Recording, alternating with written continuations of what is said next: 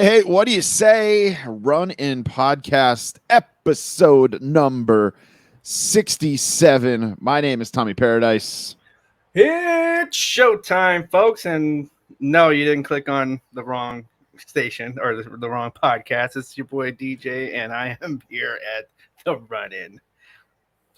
Did I say the wrong podcast? No, but they probably heard my voice on another podcast. And was like, that's right. You were on Turnbuckle Tavern. That's right. How could I forget? Yeah, it's the Run-In podcast brought to you by our homeboy, Jack, over at Figure Collections, figurecollections.com. He is actually going to be on the show a little bit later on. We're going to pick his brain about BCA, Jack's BCA figures. We'll be doing that a little bit later on. But yeah, make sure you go over to figurecollections.com/shop. Use the code RUN10, save yourself 10% on Cella Toys Retros. And actually, I got an email from Cella Toys the other day about Bull Nakano coming very soon, like within the month. They should be getting those in hand. We can pick Jack's brain a little bit on those in a little bit when he joins us. But it looks like they are going to be starting to ship some of those other cello retros, man. So it's going to be good stuff. Can't wait. On fire here. The figure news kind of exploded a little bit. It did. I was driving to trivia, and which got canceled tonight because of that fair that I went to last week. Right. So I went to the fried everything, and I almost went back because the bar I was at tonight is like literally like right down the street from it. So they're like, they actually gave me the option. They're like, do you want to come in or do you want to, or do you want to just stay home? And I was like, you know what, I'll go in. I'll see how it is. And if people show up, I'll stay. If worst case, I had a friend that was planning on going, and he's meeting me there. So I'll just grab dinner with him or whatever, and then my boy backed out on me. Tony, who actually listens to the show, he backed out on me. So I got there. Nobody was there. There was like 3 people there. And I was like, man, do I eat here or do I go back over to the fair, pay to park, pay to get in, and then go buy all that, like some of that food again? And I'm like, nah, I'll wait. So, and then my wife just messaged me. She got the day off for tomorrow. So I think we're going to go tomorrow. It's the last weekend of that fair. So, you got to get it in. I'm going to do a little run in on that fair. And I don't know what I'm in the concert series or. What's that? Anybody good in the concert series? Flo Rida played last Saturday. Tomorrow night is actually the Goo Goo Dolls. Styx is playing on Sunday. Jesse McCartney was this week. There was somebody else that was like decent, and I can't remember. Not decent, but popular. Oh, Pat Benatar played last weekend. She played on Sunday. So yeah, they get some good names for it, man. Machine Gun Kelly was there 2 Fridays ago. So like I said, man, it's a big deal. I met Jessica Simpson at it a couple years ago. So I say a couple years ago. It was like 2003 maybe now. So it's like 18 years ago, not a couple years ago. But yeah, so going to hit that fair up tomorrow and destroy my bowels. But DJ got the drip flowing, man. I heard you had the drip flowing on the Turnbuckle Tavern podcast. Yeah, I figured I was on the Turnbuckle Tavern. Like you gotta bring something. You gotta do something, right? But yeah, the drip is still flowing. Nice. I'm feeling pretty good. Got paid. What more can I want here? Ooh, getting paid. Yeah. Speaking of getting paid, I've got a Raise energy drink. You like Especially that segue? Paying for that ring. I'm glad I got paid. Yeah. The Mattel Creations ring, right? You're not getting. There's nothing we don't know about here. Right? No, there's nothing you don't know. Yeah, no. The Mattel Creations ring. If anything, I'd be buying a backyard ring at this point. But no. But yeah. What's up with the Raise? I've got the Raise Energy Baja Lime flavor. It is supposed to be like Baja Blast Mountain Dew. It is so good. So good. Remember, you can go to repsports.com, use our discount code, which is available to you over at runinpod.com and get yourself some discounted Raise Energy. They just came out with a they're calling it juice box flavor, but it's like apple juice. I'm very, very curious to try it. So no ecto punch, huh? Yeah, so we got some giveaways. Last week, we've got a courtesy of Buy Sell Trade Toys. He hooked us up with a Chris Jericho Unrivaled 6 Series. And that all you had to do was go on Instagram, find that post, tag 3 friends, share it. Our winner is world_figfed. That is our winner of the Chris Jericho I almost said elite, but Jazzware's unrivaled figure. Hey, we got him a new.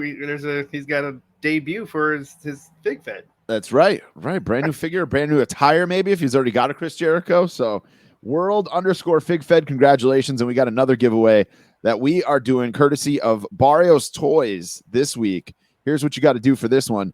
This is DJ is going to show it on the video, and then we'll have DJ send a picture of it.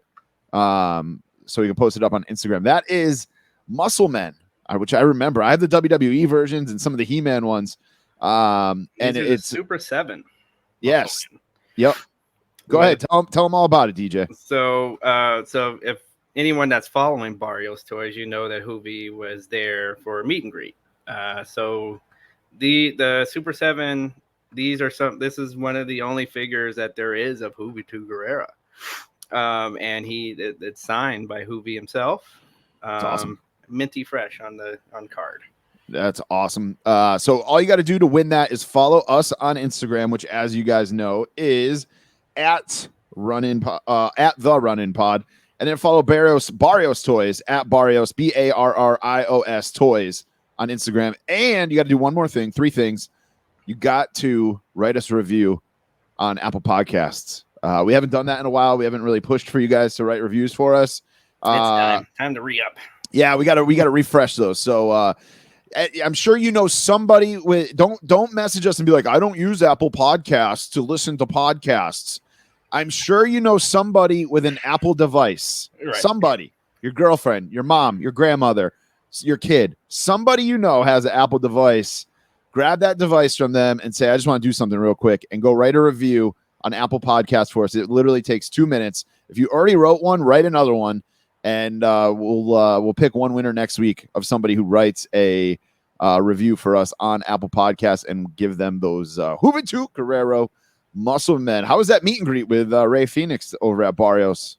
Oh, we had a great time. This time I didn't have my daughter to pass out in line, and but it was warmer I think in that day. I was a little like, people were so excited. Like, I showed up early, just like I usually do, but I was still like kind of wrapped around the store in line. But it was actually a good idea because where I was in line was actually the shady spot. Nice. So I'm like, I won and lost at the same time. Nice. So we got got up there, got to meet the one half of the AEW Tag Team Champions. That's sweet. Ray Phoenix, and he was a great guy. Did he have the belt with him? He did not. Like, that was the only. I wanted to see if I could get a picture with, because their tag team titles is actually pretty cool looking. Yeah, they're badass. I like their tag titles. So, but not that time. But that's all right. We still got picture signature on my fig as well. So good times. Nice. Good times over at Barrios. Nice. And just got to remind you guys about Blitzkrieg Pro Wrestling. If you're in the New England area, they got Dan Housen, or the artist formerly known as Fandango, coming to town, Enfield, Connecticut. They will be here October 24th. Make sure you are here for that. It is Fall Children, Sunday, October 24th, 4 p.m., Enfield, Connecticut. It's going to be a badass show. It looks like Chris Hero may be there. Yes, Chris Hero is also going to be there. Look at that. And there's a huge wrestling convention if you're in Connecticut at the Doubletree in Hartford. 10 a.m. it starts, and Sergeant Slaughter is going to be there. Adam Bomb. I'm just trying to Sarge figure time. That's right. I'm bringing mine with me. It's going to be a great weekend of wrestling here for in New England. So make sure you make Blitzkrieg Pro part of that. Also, we mentioned this before on the show that Mike Lanham, friend of the show, is trying to raise some money. That's right. For children, Norton Children's Hospital, I believe it is. I don't have the post up right here in front of me. I'm slacking a little bit on that. Yes, Norton Children's Hospital. And if you're in the Fig Cave, I think there's a little bit of time left to donate. But if you donate $5, you're getting 1 entry. $10 will get you 3 entries. 20 will get you 10. If we raise $100, which we've already done, Phil Gentile is going to give away an Aleister Black, Cody Rhodes, LJN style figure, or the Colonel Mustafa. If we raise $200, which I also think we've done, he's going to give away all 3. And then I think we're past the 300 mark to as well, which Mike is going to throw in a fourth figure. And then we're on our way to 500 within the group, and that is going to include a Jerry the King Lawler elite to someone. So a little bit more time to get those donations in. Brian Myers did it. I did it. DJ's done it. Kenny from the Call Up has done it. And we're also going to donate a t-shirt, Running Podcast t-shirt of your choice to somebody who donates to that to Mike's charity there. And we've been doing FanDuel for NFL Sunday every single week. This is the first week that I missed out on being in the money. We're started doing the top 3. So come along and play with us. Check our we usually post it in the Fig Cave and out there on Twitter. We upped it to 15 people, which I was a little nervous it wasn't going to fill, and we got enough people to do it. So if you're a degenerate gambler and you love playing fantasy sports, come on over and play some FanDuel with us on Sundays. Runninpod.com. That's got all our discount codes, the link to our Pro Wrestling Tees store, everything you need. Episodes are all up there. Links to Twitch, our social media, which YouTube is updated, by the way. Finally got all our episodes up there. And I unboxed so I'm an idiot. I'm sure some of you guys who listen to this already know that. But I got the Pro Wrestling Crate, and I went to record an unboxing, and I forgot to hit the record button. So I did all of it. Acted a fool. It was a pretty good box too, but I fucked up and did not push record. So I was just pissed and just said, forget it. So I failed at submitting content to our page. So I'm fired, but we'll figure something out to get some new content up there. Again, still talking to Buy, Sell, Trade Toys about getting down to his shop and figuring something out there. I might just do a random toy hunt too one of these Fridays, and maybe I'll do a vlog with the lady tomorrow while we're walking through that fair and just show everything that we're eating. We'll see. I like it. But that's a good one. Yeah, it wouldn't be bad. We're live. We love food on this podcast. We're live on Twitch. How many top 5s that we have on food? Yeah, we love food, don't we? It's always like video games or food, but we're live on Twitch, twitch.tv/the Run-In Podcast, Pro Wrestling Tee Store, prowrestlingtees.com/run-in-pod. Grab yourself a t-shirt. No corrections from Kenny this week. So we hit a grand slam last week. So either that or he just forgot to send them over. But I think we corrected ourselves a couple times. Yeah. So let's get into the ring. You ready, man? Yeah. Let's do it. In the Ring is brought to you by Buy, Sell, Trade Toys. He is on Instagram and Twitter.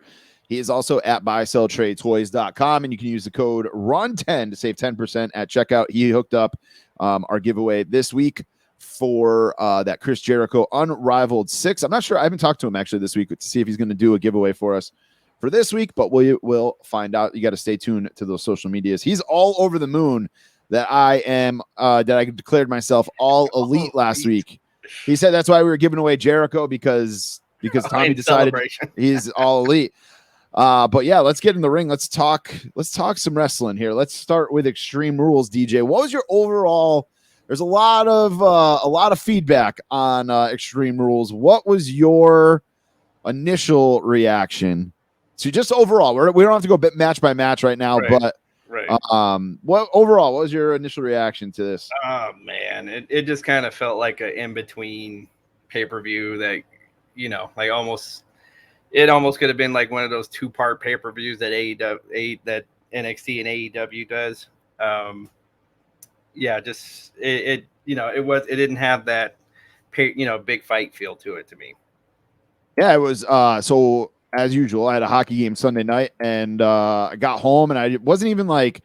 Sometimes I'll get home from a game like that, and I'll be like, all right, I'll throw it on while I'm chilling or whatever, like while I'm unwinding or whatever. And I saw like a bunch of stuff on social media. I didn't even bother putting it on. I was like, I'll wait till Monday. And then I see all this stuff about the ropes breaking, and it was just one of the best, I think, reactions I saw, or one of the best write-ups I saw was all the wrestling was really good. It was the endings of almost every match that were just bad. That actually makes sense. Yeah, that does make sense. When I think about it, that's about what happened. Like the matches there was nothing wrong with the matches. But right, it was just like the ending. It's like why are you guys trying so hard on the end here? You got a good match going. Why try so hard at the end? And I think that's a good way to put it too. Is like you could obviously see that they were trying super hard, right? To be like, we want to do something crazy here. We want to do something wild, like and it's just, just have a freaking match, and you know what? Have somebody win clean. Like, why? Who cares? Like, build a story. We did get Alexa Bliss written off TV. We did not really get any new champs. Let's see. Damian Priest kept the belt. Big E didn't defend. Charlotte kept the belt. I'm just scrolling through here. Right. Becky kept the belt. Yeah, no title changes. But you did, like, I would say at the end of that match, it was like a nice, we got a nice surprise at the end of that match.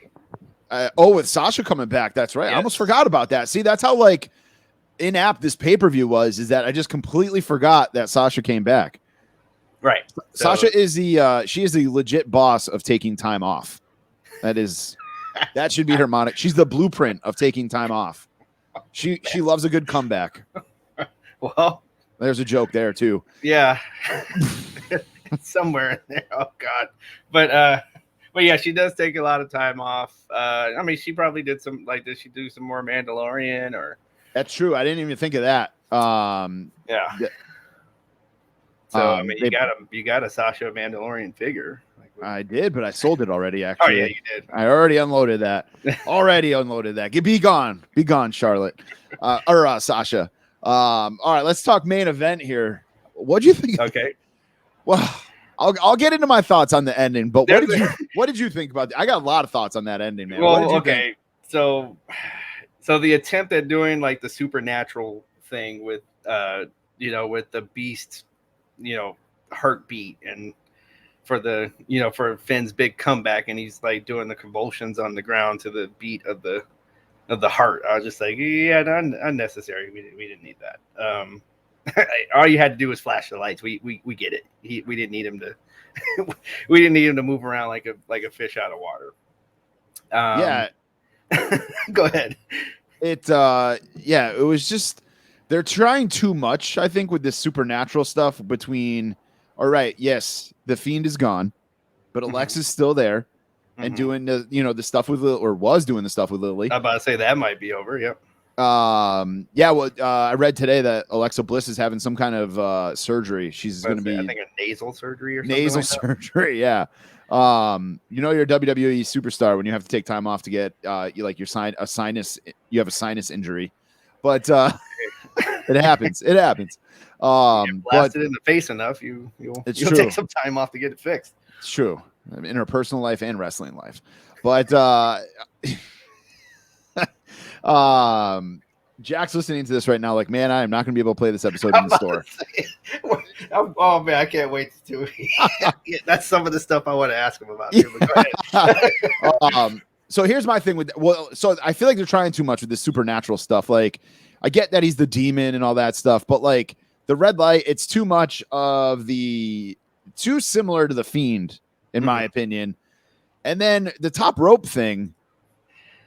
So let's rewind here to like I don't know what year it was, 1991, when the Rockers beat the Hart Foundation. That came into my head. The Rockers win the tag team title. So if you're not familiar with the story, in 1991, I know it's not 1991, but let me tell the story. 30 years ago, kids, the Rockers won the tag team titles on Saturday Night's Main Event, on a taping of Saturday Night's Main Event. Right. During the taping, the ropes broke. During the match, the ropes broke. And so even Brett is like, all right, we'll just, refilm the end of the match or whatever. They'll fix it or whatever. They never did that. Nope. And then they never put the belts back on the Rockers. So I get that it was 30 years ago. I get that. 100%. I get it. But you're going to erase a match that happened because the ropes broke to, okay, magically the ropes broke here. And that's how Finn loses? Like, come on. Come on. It's such a weak ending. And I like how, like, okay, a guy, because if I'm gonna make fun of AEW endings, like some of the endings that happened in AEW that didn't make sense, I'm gonna do it in WWE too. Yeah. So a guy who does a coup de grace which he jumps way up in the air and comes down on both feet on the guy, right? So rope break, he comes down on both feet, just like he would have, and all of a sudden his knee's out of place and he can't quite get up. And then of course here comes the spear, and that's the end of the match. Right, yeah. So, how many times has he done that? And like the guy's gotten up and he just lands on his feet. I didn't even think of that. And now that you mentioned that, I'm pissed. Okay, I mean it's almost with like I said, like I hate the ending of the Jericho Nick Gage match. Like this hardcore guy gets taken out by a back elbow. So it bothers me. It really bothers me. And so that's what bothers me about this. This guy lands on his feet still, like he usually does, and all of a sudden he's too hurt to get up. Spear. Yeah. 1, 2, 3. Like who wrote that in? Like, oh God. So I'd rather like an Uso do something, or something happens, something else happens. Okay, not that. Yeah, it was just I mean, I can't go back. I can't say it enough. Like all the wrestling was great. That whole match, but the ending just sucked. Yeah, the match was good. Same with Becky. Folks, you didn't see it. Go back and watch the match before that was good. Like it was a good match. Yep. Same with Becky and Bianca. It was a great match. Even like I'm not a fan of Damian Priest, Jeff Hardy, or Sheamus. I'm not a fan of any of them. And even that was like a solid, like that would be a match. I think I heard Mike Lanham say it on Kenny's recap show where he was like, that was the show to go to, or that was the match to go to the bathroom. And like that is the match. I would definitely be like, all right, I'm gonna go grab something to drink. I'm gonna go take a poop. I'm gonna do whatever. But like I was working while I was watching it, and it was good. It was like a solid triple threat. And Damian Priest holds on, but like it's the whole card. It was just, I don't understand how a pay-per-view could have so much good wrestling and so many bad matches, or so many bad endings. Crazy. And I think we probably hit the nail on the head. Like it's just trying too hard. Unnecessary. Like just put on good matches and the people will watch. Right. You don't need to do the extra. Right. Not at all. But anything else to throw in there about Extreme Rules before we go over our predictions? I think I'm good with Extreme Rules. I know that's probably like the shortest we've ever talked about a pay-per-view, but that was what I felt about it. There isn't much else to say besides, you know what I mean? Like there wasn't like Sasha came back, all the titles stayed the same. Yep. And the endings were bad. Like there's not much else you can say. No, and they can say about it. And it might be getting us ready for what we're going, like as we go into the draft, like for the folks listening to this tonight. Like it's probably some of those finishes have to do with what's going to happen tonight. Right. And while we were getting ready to like record tonight, I actually said to myself, I'm like, there's going to be like SmackDown's tomorrow. Like, yeah, Raw was good. We'll get into that in a minute here. But like, there's been like as bad as Extreme Rules was, there was some recovery on Raw. I'm sure there's going to be some recovery tomorrow night on SmackDown, or we're just going to forget everything because of the draft. Mm-hmm. Like it's there's one of two things. It's kind of the draft is kind of the reboot, right? The reset. Yep, exactly. Yeah. So, which they need. Like, I do think they need one. Yeah. As they're, probably not like, it's not happening numbers wise. Like the WWE is still, by far beating up on AEW numbers wise, but yeah. Perception wise and feel like the momentum is definitely on AEW side. So which to me is bigger than numbers. Like I think those guys should stop putting up the ratings. Like that's not it's just not helping. Okay. Like look, AEW has the momentum. That's all you need to know. Right. All right. So this is where WWE needs to, Vince needs to have that talk that he had before the Attitude Era with the guys. Like this is something I said on Turnbuckle Tavern. I said this is like he needs to have it repeat itself. Like, look, I need like so now I need you guys to to live these characters, and and that's what he needs to give them their character and get out the way, just like he did in the Attitude Era. Yep, definitely.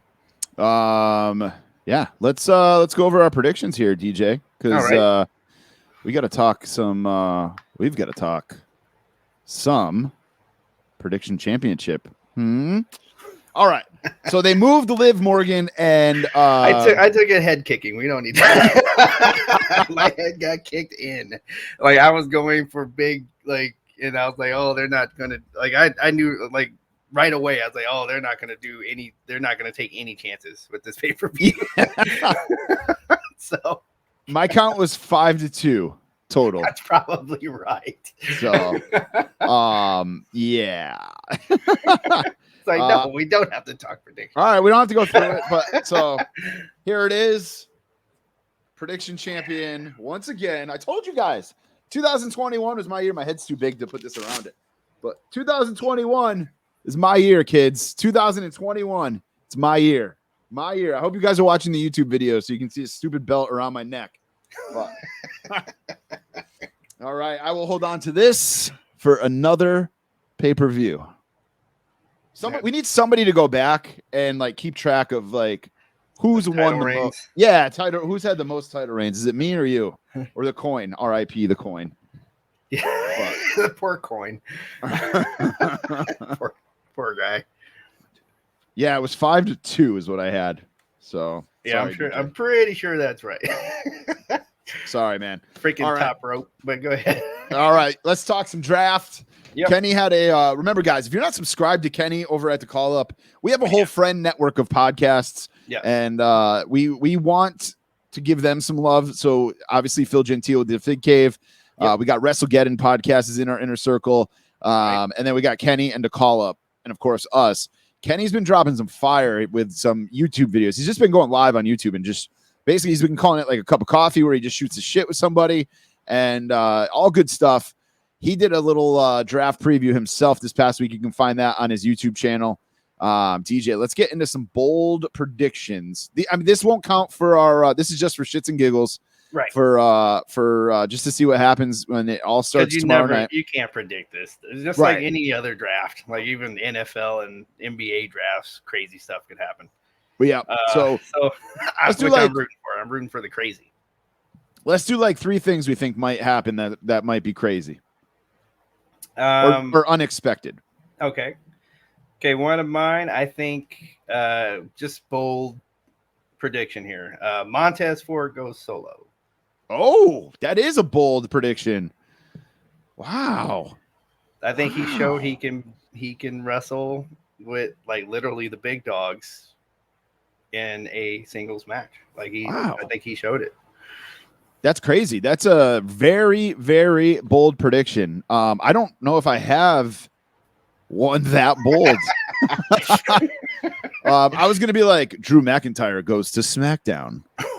I don't know. That's like a safe. I feel like a safe a safe prediction. He gets picked first for SmackDown. Roman stays on SmackDown. Yeah. Big E stays on Raw. Or they switch titles. What about that? Like, geez. Raw picks Roman and maybe you should just do this segment by yourself. Hey, I don't really know. You helped me come up with that. And that wasn't off the top of my head. Let's see. Bold prediction. All right. Shit, man. Let me see. Bold prediction. I was not ready for this. RK Bro splits up. That's one big prediction that could happen, right? Aren't they the champs though? Although they are the tag champs. Never mind. Shit. Where do you think AJ's going? There you go. AJ and Omos. Okay, there's one. AJ goes to SmackDown, Omos stays on Raw. Okay. Because AJ's getting older. I don't know what his contract deal is, but he's getting older. He needs one more title run. True. I think. True. Plus, I think, because I think, in my opinion, SmackDown is now the flagship show. Yeah. Like the money making show. Especially with how Fox is, how involved Fox is. Yes. Okay. They're advertising. Like, I watch Skip and Shannon every morning, and every morning I see like something WWE going across the bottom line like it's a sport, Yep. So Yep. on Fox. That's how much behind WWE they are. So AJ is, that brings eyes. Like he's still, he has drawing power. Almost is he's a rookie. Like he is a rookie. Yep. So let him throw people around some more on Raw and have AJ come over and do some phenomenal forearms on Friday nights. I tried to say that fast. Yeah. I think like you said, man, there's not a lot of tag teams to split up, but is New Day like officially, like I know Big E's officially on Raw, obviously, because he's the champ, but is New Day officially on SmackDown? Well, but they're on Raw because it's like, well, you can't have too many. I won't go there, but but Street Profits are on SmackDown and okay. New Day is on Raw. I know where you're going with that. I'll just say that. We'll digress from that. And you already got the Hurt Business over there too, so they're like, yeah, we got to spread this out. Oh, that might be one actually that Lashley goes to SmackDown. I could see that. Oh, there we go. Maybe Lashley instead of McIntyre going to SmackDown. That would be interesting, and have some Lashley and Roman getting in each other's face. Yeah, and then if Brock sticks around, you get Lashley and Brock eventually. Ooh, yeah, and then that'll be on the big show. That'll be on the Fox show. So, right. They could even set that up for like fits. Survivor Series. It fits. Yep. Yeah, I'm pretty proud of myself for that. There you go. There's mine. All right, guys, great show. Thanks for listening. We'll be back next. No, I'm just kidding. While you're ahead, huh? You always got to go out while you're ahead, man. Always. Go out on your back.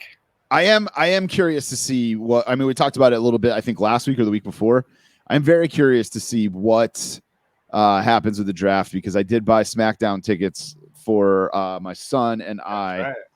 And I'm like, he wants to see Roman. He wants to see the Street Profits. So he'll be bummed if the Street Profits, split or go to Raw. But it'll be good.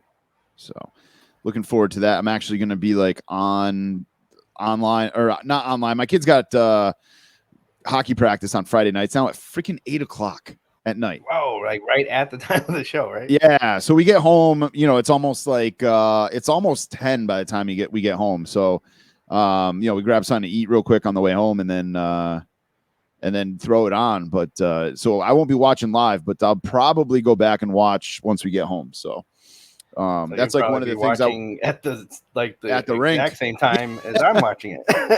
or that. I might have it thrown up on my phone at the rink, but it's hard to do that because funny. Parents like to talk. So, all right, let's move on to our top 3 things for the week of wrestling. I've only got 2 this week. I have not really, we talked about it a little bit last week. Like I said, I lost my smile for NXT. Right. Oh, let me say that. That's one of my bold predictions for the draft. Johnny Gargano goes to the main roster. Probably a few of the older guys. Yeah. Yeah. I was thinking, who's the tag team that's there? MSK? Is that the tag team that's in NXT that was like they started to get big before they did this little new brand refresh? Is it MSK? Well, let's see, the guys that were the champs, right? They kind of flip around and I think it's MSK. MSK. I think they are going to get called up too. WWE needs more tag team.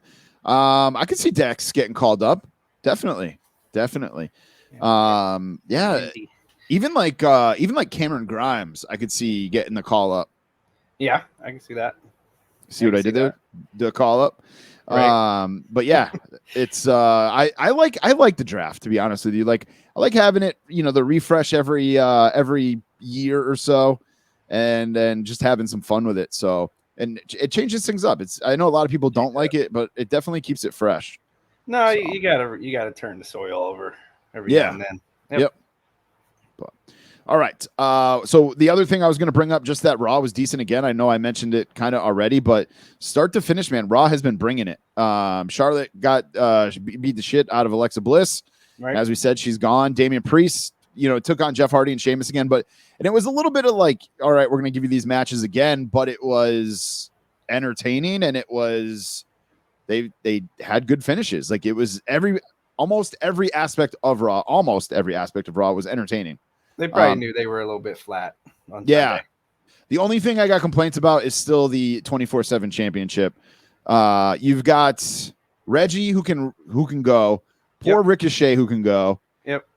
Drew Gulak who can go. Yep. Like, and then these guys are sitting in the crowd, and then they start chasing them, and then you got Tozawa, and it's just like Tozawa can go too. Like, when they got to the ring, it was a pretty good exchange. I thought we were going to see some good stuff, and then they did a few flips, and then like you said, and then back to the track meet, and I'm just like, I like that phrase. Yeah. What's your thoughts on Keith Lee's new name? I actually meant to bring this up last week, and I'm mixed forgot about it because I know what it beckons back to. Yep. I know a lot of people don't. So if you don't know, like, he was, so that name, like, it was one of the first African American like wrestling stars, like, and the guy happened to be a heel, but he was a star. And had the same name, and so like to today's standards, a little bit corny. But if that's what they're going for, though, then I'm not gonna really knock it. I'm kind of in the same boat as you. I like what they're doing with as far as like what it stands for and where it comes from. Yep. But I don't like the execution of it. It's just I think it's weird. Like, it doesn't flow. It's nothing against him or anything like that. No.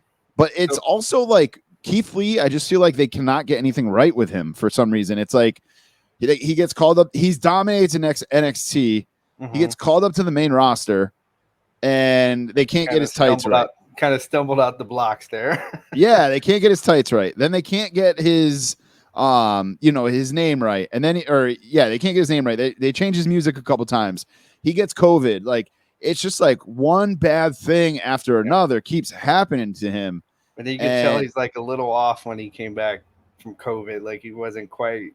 I was like, I remember saying that on the show. He didn't look quite right. Like, there was something physically not quite right. And then we found out he had COVID. Right. And cussed everybody out for blaming Mia Yim, which he should have. He's like, no, I actually caught it, and she was the one. I gave it to her basically from her taking care of me. So, shut the hell up. Yeah. Just they just haven't been able to get dialed in with Keith Lee for some reason. Well, hopefully he gets a run here where he's healthy. He gets his groove back with, because we all know he can move in the ring, and he can act. He's a big guy that can actually fly a little bit. Yep. Just let him get some matches underneath them, and it might grow. Like, there's a few, things that we saw, like when we first saw them, we were like, I don't know, and then it just kind of grew on us. Like the Fiend being one of them. Like, I remember. Fiend, when we first saw it, was like, what is this? And then it kind of grew on everybody. Right. Everybody hated the Fiend at first. Right. So give it a minute. Give it a minute. Touchdown. Trevor Lawrence here. We're recording on Thursday. We're actually recording early tonight. Yes. In the pick'em, I'm in this pick'em league. I picked Jacksonville. I love getting distracted. By football. Yeah. That's all I had was just that Raw was really good. And for that, and even the cage match at the end was superb. So yes. What do you got, DJ? MJF, like, just every week they should give this guy a mic. I don't care what he does with it. Just give him the mic and move out the way. Like, every time he has a segment, the man comes out with fire. Like, just and just like he goes at, like, he breaks fourth walls and everything when he's talking. Like, he went right at the Darby Allin in the car accident with his uncle. Yeah. He also had a lot to say, kind of like what you've been saying with the whole having Bruce Pritchard on speed dial. Well, even that, but he was also saying stuff about the AEW guys starting to get pissed about all this talent coming from WWE. I mean, he said it a little differently, but That's what I have in my notes here, is that DJ's out here predicting the future, and that he MJF kind of was aware of it. Not necessarily that you said it, obviously, but that he was. He might listen to the show. We don't know. Yeah, just that he's noticing. Hey, there's a lot of guys from that other company in here, and there's a lot of us that are like homegrown here that we can kick ass. Let's. Did you to your point? Did you see Scorpio Sky's promo? I did not. He said some of the same things. He's like, dude, I won the. He won the casino battle royal thing, like yep. or the brass ring thing where he got the Sonic ring. Yeah, like he was the first one to win that and everything. He's like, so, basically in so many words, I got this big push and then all these people came here and that was it. So I'm telling you, as we've learned in wrestling, like, even though that's a promo, there's a little bit of like when people give, especially when they're giving a good promo. Yep. There's a little bit of truth in those promos, like as we've learned over the years. So I'm telling you, like, you guys, everybody can tell me that AEW is just this perfect, utopia all you want to. Ego wins every time. Yeah. They're not going to just sit back every time that the elite want to bring over one of their homies to take over the show. I'm still all elite. Look what's happening. I'm having a great time watching it. Like, I'm going to watch every week. I got merch. I just went to go see Ray Phoenix. Like, so this is not me hating on AEW. No, this is me saying, like, you got, like, here we are. Like, we're watching, the Young Bucks kiss, Adam Cole on the cheek and all this. And then where's these guys that were already there? They're like, wait, what's happening? Right. Daniel Bryan's going to get another match, so, okay, you guys can keep doing that if you want to. But ego wins every time. They're not going to just sit back and just watch these guys have a sandbox to themselves. 100%. 100%. Sammy Guevara is the new TNT champion. He is one of the first guys besides Kenny Omega, I think, to not be a former WWE guy to win a belt. Wow. Remember, there was like that whole streak because the TNT title, it's been Cody, Miro, Brody Lee. Darby won it. That's right. Right. I was say Darby. But Sammy Guevara had it. Just Sammy and Darby. Yeah, Sammy and they're the only two that weren't in WWE. But I think this is Sammy Guevara hopefully getting that he's a star. Such a star. Yeah. Yeah, he is a freaking star. You can't hold that back. No. And I'm hoping that this, I'm kind of bummed for Miro because I'm a big Rusev / Miro guy. Right. I hope, though, this is going to kind of put him in a different, like a bigger picture. Right. There is an interesting tweet going around. I got to pull it up here from, let's see here, from somebody named Maggie, whoever that is. But it says, oh, yeah, I follow her. I know exactly what it is. Here's my hot take on Miro's title reign. Because of the significance of our hometown of I'm probably saying this wrong. Plovdiv's coat of armor put on the belt side plates. The city built on 7 hills. Miro will have 7 big opponents and eventually lose to the 8th. So that's kind of an interesting twist because obviously, obviously Miro had his own little touch on the belt. And there wasn't that tweet from like August. Was it? Yeah, it was August 15th. Good call, dude. Yep. So there you go. Wow. Interesting stat. So did he actually face 7 people and then he lost it? Huh. That's a good, because he had Kenny, Kenny hit us up there on that one, because I know, like, and you got to count the guy he was going against before Sammy as just one, even though they had a series of matches, that's still just one opponent.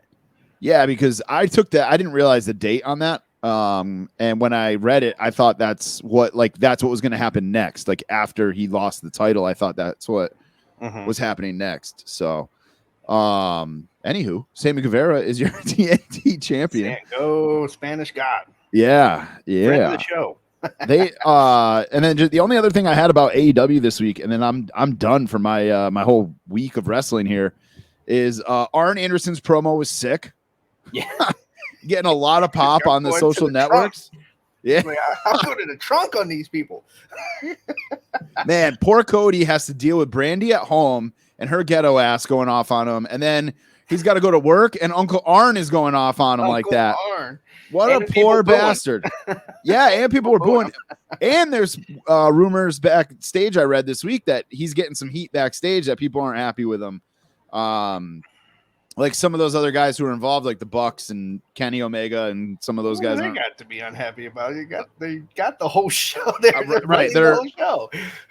They are Kevin Nash and Scott Hall and Hogan in late WCW writing. Exactly. Doing whatever the fuck they want. But who knows? Maybe because they don't have with all the belts. Like, I mean, Kenny dropped one belt out of all of the belts that he has? Maybe it's because they don't have their own reality show. Oh God! If that's it, I'm sorry. Like that, you need like a Three Stooges slap, just line them up and just slap them all. Like that's what the argument is. That's all I had for this week. Oh, the other thing. No, I'm sorry. I had one more thing. I can't believe that they signed.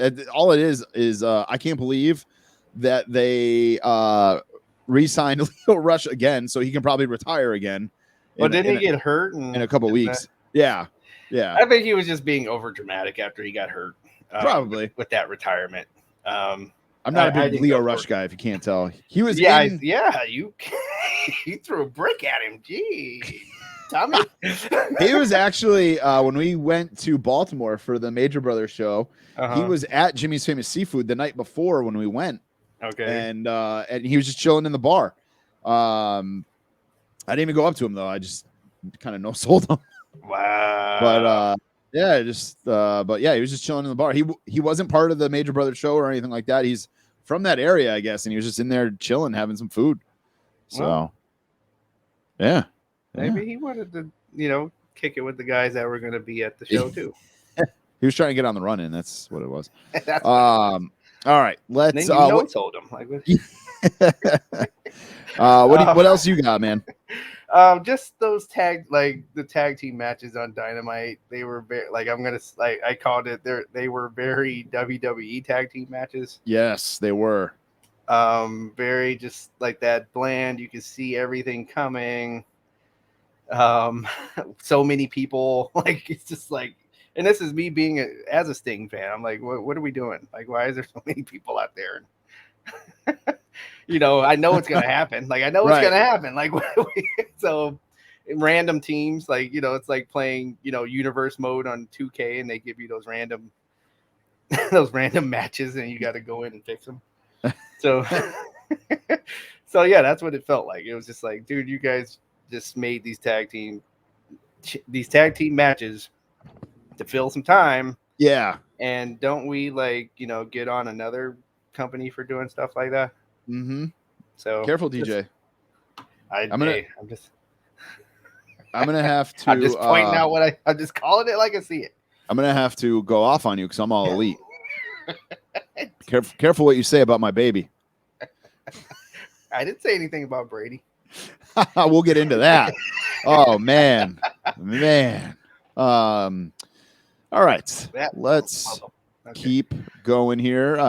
We got some wrestling news here. Dark Side of the Ring. Did you watch last week with Chris Kanyon? Yes. I have not watched it yet. So we've talked about this before. I switched over to Fubo TV, right? And I'm finding out that there's a lot of channels I thought I had that I don't have. Oh no. Is Vice one of them? Vice is one of them. So I was like, oh, that's all right. It's on you. Vice usually puts them on YouTube. Right. I thought. And turns out it's only the first one of each season that's on YouTube, on Vice's YouTube channel. I didn't know that either. Other people upload them to YouTube, but the quality isn't as good, and I get annoyed at that shit. So I just have to, I do have to just bite the bullet. File. Yeah, I need to just bite the bullet and sit down and watch it. With the bad audio or the bad, with the bad video footage. I just need to Team Sling TV with me. Yeah. Speaking of all that, they if you have YouTube TV, you may not get football this weekend. Uh-oh. But you also may not get Raw next weekend or next week. YouTube TV is going to battle with NBC or Universal. Okay. So like they're going to lose NBC, all that stuff. USA if they don't come to an agreement. Wow. I think it was like today was like the deadline. So yeah, if you have YouTube TV, double check because they may not. Again, we're recording on Thursday night. You may have lost USA and NBC because that was one of the things actually about the Brady and Bucks game.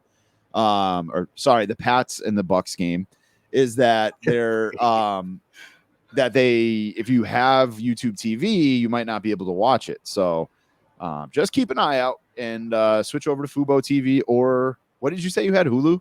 Sling, that's right. I had Sling a long time. We may have talked about this. I had Sling a long time ago and it sucked. Like I remember trying to watch Walking Dead and it just kept buffering in the middle of it. But that was a long time ago. That was a couple, yeah. And this is my second time around having it actually, and it's way better. It's way right. They fixed it. Okay. It does. I hardly ever get a buffer. All right. Miz was on the Wheel of Fortune celebrity this round this week, and he was also on Dancing with the Stars again. He's still alive, making a round, and he's cutting promos on his people on Dancing with the Stars. So good. That's what he should be doing. Yeah, they should make it fun like that. Right. Royal Rumble is coming to St. Louis. St. Louis. Will be the kick off the road to WrestleMania. Mall of America is trying to get something going with AEW. AEW said they'd love to do it. Yeah. Mall of America said they'd love to do it. I hope they have somebody. Yeah, I hope they have somebody show up in that Lex Luger white shirt. I'm about to say they have to show up with some baggy jeans and a terrible shirt. I'm about to say that shirt from Seinfeld. Yeah, the pirate shirt. That's right. Rhonda Rousey had her baby, and I honestly thought she was fucking with everybody when she posted the name of it, but apparently, that is the name. That's actually the name. I don't even know how to say I don't even know how to. Yeah, I don't know how to say it, guys. Lakia Makala Puakala Nipo. I like that you still Brown. Tried.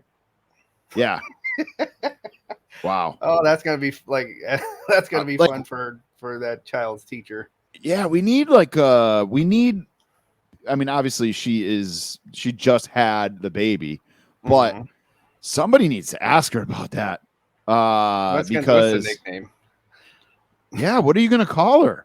I just gotta be a nickname. Yeah. I'm gonna go. Oh, you know what?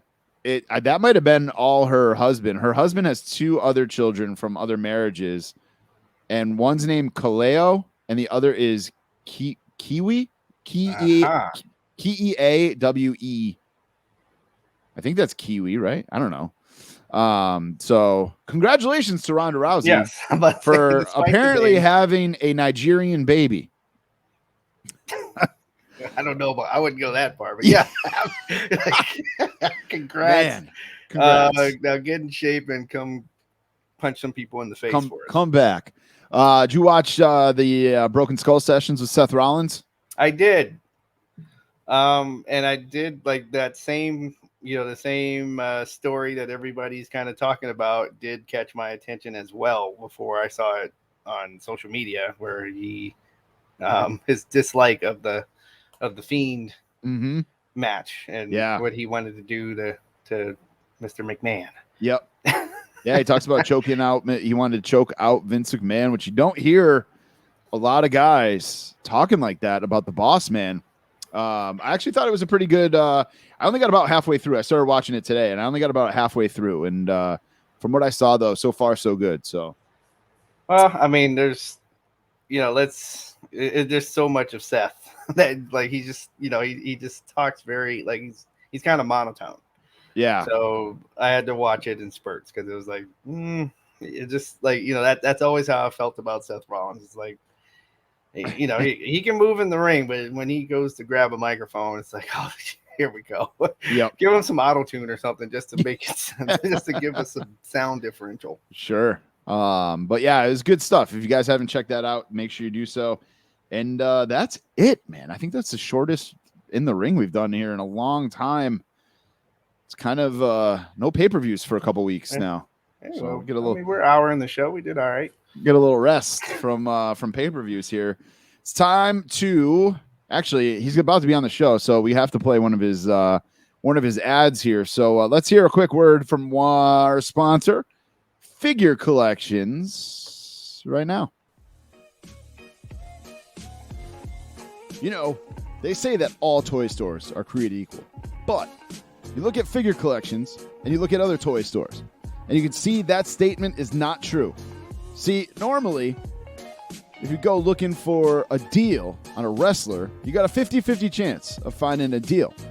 But Figure Collections is a genetic freak and not normal. So you got a 25% at best at finding a deal with another toy store. Then you add more toy stores into the mix, your chances of grabbing a deal drastically go down.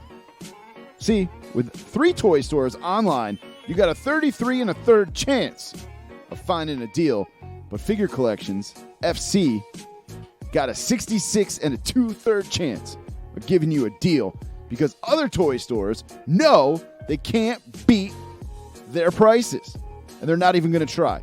So anyone who doesn't shop with Figure Collections, you take your 33 1/3 chance of finding a deal minus my 100% chance of giving you a deal on toys. You got a negative 8 1/3% chance of finding cheap figures with someone else. But then you take my 100% chance of a good deal. If you compare us 1-on-1 and then add 66 2/3%, you got 141 2/3 chance of grabbing a deal from Figure Collections. See, the numbers don't lie, and they spell a great deal on action figures for you from Figure Collections, figurecollections.com. Grab a deal now. The numbers don't lie. You could tell in that ad that was hard to do. That one was very hard to do, but we'll get How Jack long did on. that take you?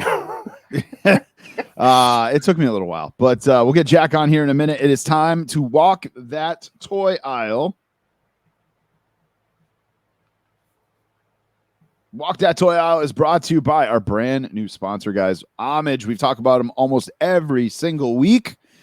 All you got to do is go to runninpod.com, go to deals, click the link on our page, click the link that is under Homage, and then go shopping, and then use the code the RUNIN15 for 15% off. They've got some brand new wrestling shirts that just came in this week. They've got, if you're looking for like current guys, they've got current Undertaker, Rey Mysterio, Randy Orton, and then of course a lot of vintage stuff, which is more our speed. I actually got 2 shirts in from them this week. I got a Contra shirt and a Blades of Steel. Yeah, they finally came in. They finally came in. FedEx screwed me. I'm still waiting on one more because of FedEx, not because of Homage, but because of FedEx. I'm waiting for one more. Mm-hmm. So their exact email was, this was scanned and left our building, and we don't know what FedEx did with it. So FedEx, thanks a lot. I think the driver saw the packaging and wanted to see if you would forget. I didn't know what size it was, though. But all right, let's get into it, guys. Right as I was driving to trivia tonight, WWE dropped some pictures on us here for some new stuff that's going to be coming. First of all, it's all WWE stuff, but it's all the new packaging, and this new packaging, man, looks phenomenal. I really, really, really dig this black and blue packaging.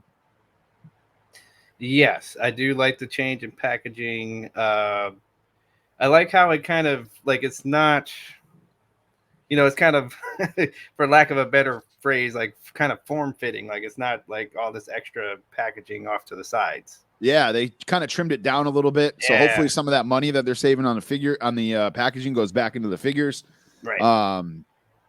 Yeah, it just looks good. I think it looks so good. And this is like a big change. Like they haven't, all the packaging's been pretty consistent for the same, like the last few years, with the white and red and all that stuff. I like this black and blue. I really, really do. I have a package on the way that I'll end up talking about next week as part of my weekly purchases. But the wrestling collectorshop.com. I ordered the Sergeant Slaughter from Elite 89, and that is on its way. And that is one of those in the new package. So that new packaging starts with Elite 89, which I know Ringside shipping, Wrestling Collector Shop is shipping. So I'll give a full breakdown of that new packaging. All right. Next week. All right. So let's go on to, we'll just go through what Ringside posted. So they got Basic Series 126 is going to be Mandy Rose, Bobby Fish, Seth Rollins, Cesaro, and Drew McIntyre. Bobby Fish still getting a figure, even though he is coming after Sammy Guevara for that TNT title. Top picks. Top picks is going to be Jeff Hardy, Roman Reigns, and Goldberg. And then they showed a championship rivals bundle with Randy Orton and Drew McIntyre. It looks like they repackaged these battle packs with the belts and stuff that they were going to put out. This is the belt with two figures, which is actually a pretty good idea to do, to put the belt with two figures. I think kids would get more excited about that. I'm not going to get too far into that because that's obviously for kids. There is a Wreckin' ATV with Big E on it. It doesn't make sense that Big E's on it, but I know a lot of people will be buying that to put Stone Cold on it or something like that. So, pretty cool. Then they revamped the Championship Showdown series. Instead of getting the little, actually I got the Big Boss Man and British Bulldog ones right here. These were coming with the Championship Showdown sets, and it's a stand, and then there's a belt at Big Lots that you can buy for $35 to put the side plates on. These stands are just going to be like a plastic mold of whatever belt the two people in the pack were fighting for. So Kane and Stone Cold is going to come with a stand that looks like the Circle Winged Eagle belt from the Attitude Era. There is a Roman Reigns and Cesaro coming with the SmackDown belt, and then there's a Rhea Ripley and a Charlotte coming with the NXT women's title. And then we get into some basics here. We get into Basic Series 125. Isaiah Swerve Scott, we're getting him in red tights and in green tights. He's going to be the Chase. We're getting The Rock in pants and a vest. That is also Series 125. Jeff Hardy with white face paint. Elias, Ember Moon. Oh, man, this Ember Moon figure. They did her wrong, man. There's always one in the basics that's just like, oh, somebody wasn't even trying. I don't know what it is about this figure or like what went wrong with it, but like everything just looks wrong. The chest, the face, it just looks weird. I know Ember is like not happy. She can't be happy with this figure. Yeah. She strikes me as the kind of person too that would like collect these figures. You know what I mean? Like it's not just that, she's just like she strikes me as one of those people who would want a great figure.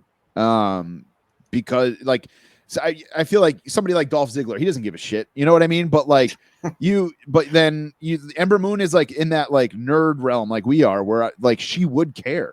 100% she would care. Exactly. And then you're even talking about it when she's on Insta and stuff like the figures and and then so we saw some other elites here. I'm going to jump over to Alex West Collects page because he's got them all up. WrestleMania 38 elites. It's going to be Shawn Michaels. I can't tell what WrestleMania that Shawn Michaels is from. Stone Cold Steve Austin, which it looks like it's the one against The Rock. I think it was Houston not X8, 19 maybe. It looks like just from going off the picture from ringside. Bret Hart, like 2010 Bret Hart with the jean shorts, which is going to be terrible. And then Boneyard match AJ. And then the Build-A-Figure for those WrestleMania 38 elites is going to be Vince McMahon in the tuxedo saying, "Welcome to WrestleMania." We saw new pictures of the Goon. You guys know I am all over that. I'm about to say you probably messed your pants seeing that Goon. The only thing that would make it better is if he had a Bruins style jersey on, but he didn't wear a Bruins style jersey in that era. So Just a cool figure. Obviously, as a hockey kid growing up, like I immediately was attracted to him as a wrestler. Not attracted, but I well, yeah, know what you meant. you know what I'm trying to say. Zach is going to take that Zach. and run with it. I was more worried about what he's going to do with that. But and then we saw the Royal Rumble Elites. These are going to make a Jimmy Hart build the figure. I don't remember who said it. It might have been you. Like when we first found out these were coming. So it's Dakota Kai, Yokozuna, Earthquake, and Big E. Right. What they should have done for the build a figure is everybody gets a piece of Jimmy Hart, but everybody should have came with a different Jimmy Hart coat. Man. And so like you get a Nasty Boys coat in one or a Mega Maniacs coat in another, and Earthquake and Dino Bravo coat. And I know obviously you can't do all of those because of contracts and stuff, but like mix it up and get a different Jimmy Hart coat for each guy. That would be such a cool idea. Yeah, I mean, like you said, like it doesn't have to say Nasty Boys on it. Just have like the paint splatter, right? The paint splatter. Yep. Yeah, we get what that is. So I didn't ask you about the basics because neither one of us really jump on the basics too much. But this set here, Earthquake, Big E, Dakota Kai, and Yokozuna, who you grabbing out of this set? I do like that. That design on Big E's gear is actually really dope. Like I do like that. And I'm like I do like Dakota Kai. Like I have she definitely fits the women's section of my collection. So I think those two will join the rafters. I'm gonna grab Earthquake for sure. I don't need Yokozuna. But I think I might just grab Earthquake and then I might try to find Jimmy Hart loose. I have the Jimmy Hart from the Hall of Fame set that Target did, but this is different. And I love Jimmy Hart. Like, he's just such a staple of my childhood, and so I'm gonna get every Jimmy Hart figure I can.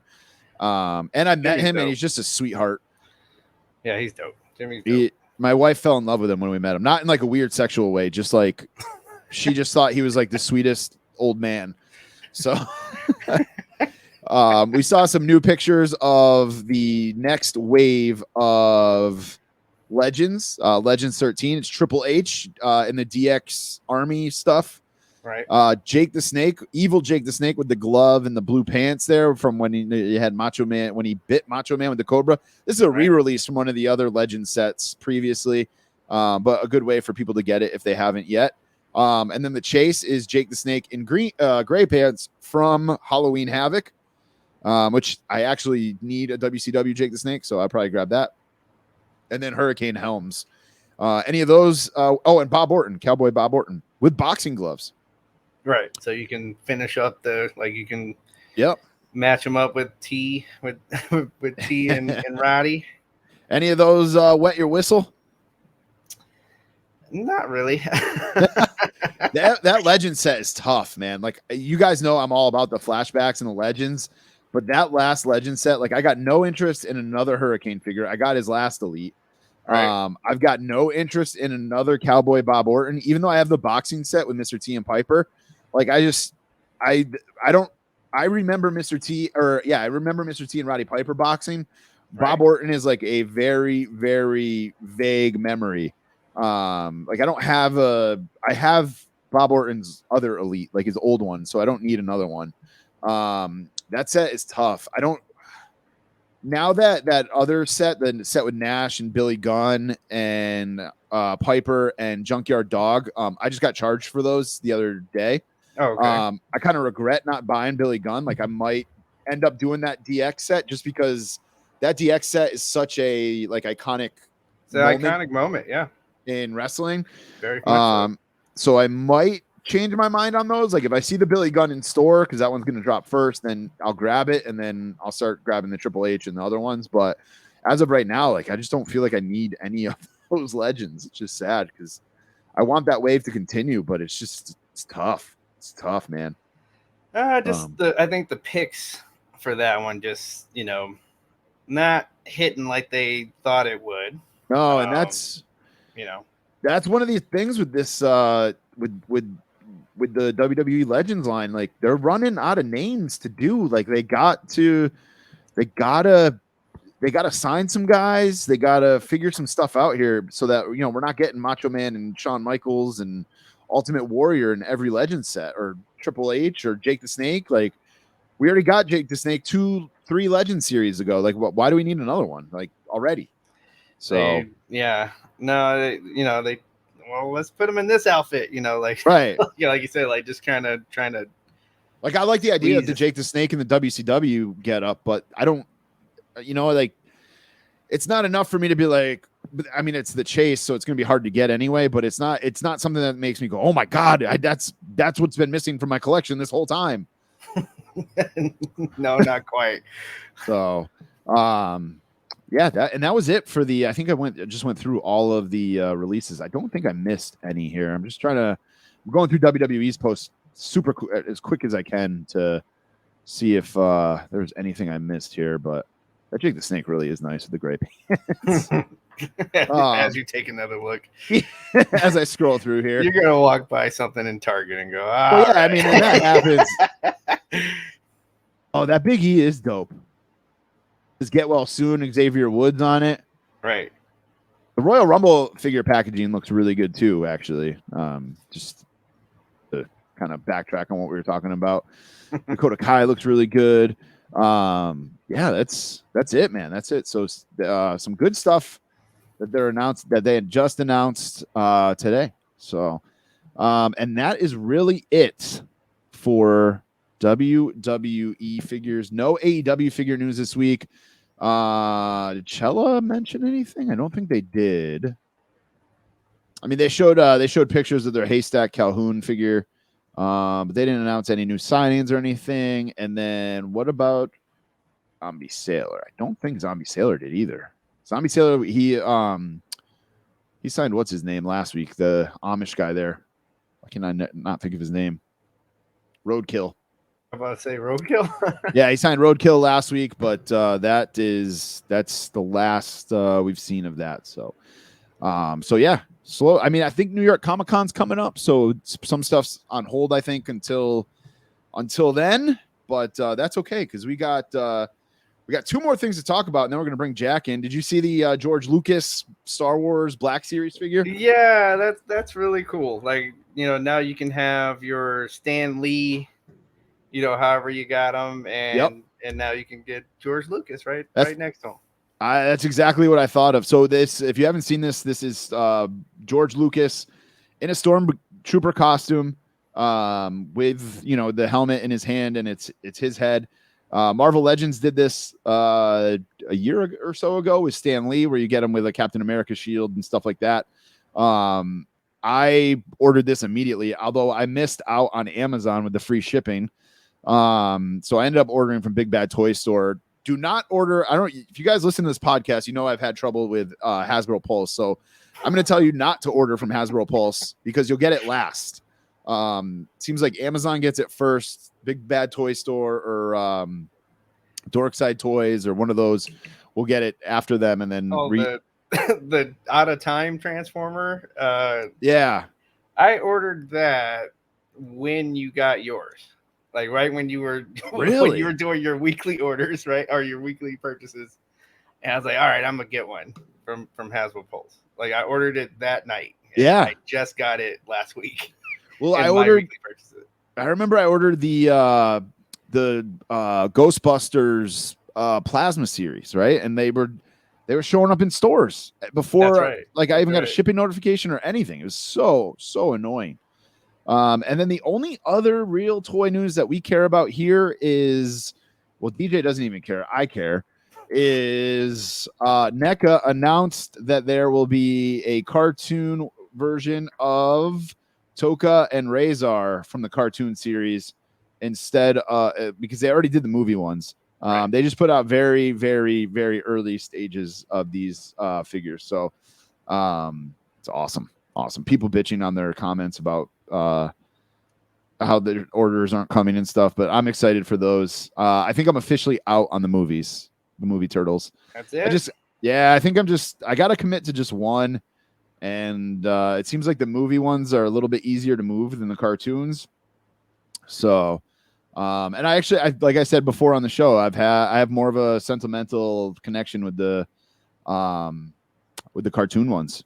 So Yeah, I mean, I wasn't I guess I'm with you there. Like, I just wasn't the cartoons. I mean, the live action movie didn't do a whole lot for me, but I did watch the cartoon.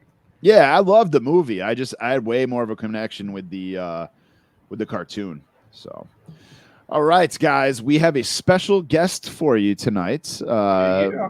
We're bringing him in live here. We're not pre-recording this. I don't even know if he's ready. So, but you guys hear us talk about figure collections all the time.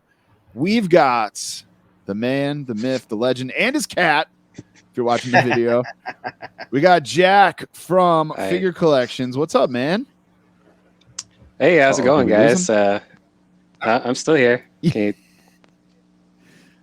We can hear you. Can you hear me? The cat. Okay, cool. Sounded like the cat stepped on your internet there for a second, but yeah, he's it's dinner time here in the Slime household, and he's definitely ready to eat. And if I don't feed him quickly enough, he gets pretty upset with me. So, do you need a minute to feed him? Oh, not at all. Let's roll, guys. All right. All right. So the whole reason we're bringing Jack on, not just because he's a sponsor, but he is dropping something today when you guys listen to this over on the Figure Collections YouTube video. Jack, fill our listeners in on what you got for us. So I am going to be releasing a 3-part series covering all parts of Bone Crunching Action, the old WWF toy line by Jakks Pacific. In case people don't know already, Bone Crunching Action was the primary line of figures for WWF from 1996 until like 1999. Right. So the video is going to be covering all of that. So Chapter 1 will be dropping tomorrow, October 1st. So when the podcast drops, you just type in WWF Bone Crunching Action figure history on YouTube. It'll probably be the first thing that pops up. If not, you can go to youtube.com/figure collections for the easiest link. So, what made you decide to do a whole video about BCAs?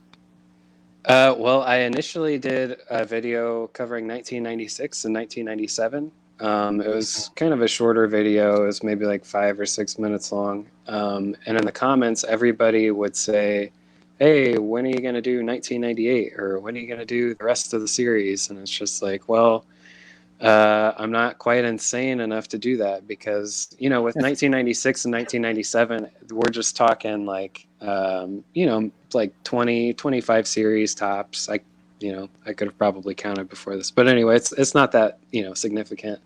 You can cover it all in about 10 minutes and, you're not leaving anything behind. Mm-hmm. But with 1998, I think there were at least like 40 or 50 different series or box sets, not just figures, but we're talking series or box sets just in like 1998 and then 1999. Wow. That's so crazy. I kind of knew if I was going to do it, it was going to be an expensive venture because I don't like to use just like still photos and the videos or somebody else's pictures. Like that's kind of boring. It's kind of lame. Right. So I try to collect everything, where our channel is called Figure Collections, and that's kind of the whole brand. So it just seems it fits pretty well. So for the last year or so, I've been buying up everything Bone Crunching Action. I try to put like a spending limit on myself. If I'm gonna buy it, I want to try to come close to breaking even with it. Like, being honest, this is a labor of love. Like I'm not going to make a dime off of this in any, significant way. Like, yeah, the YouTube ads will help take a little bit of the edge off, but, nothing significant. Now, are you going to pop for all the fans? Yeah.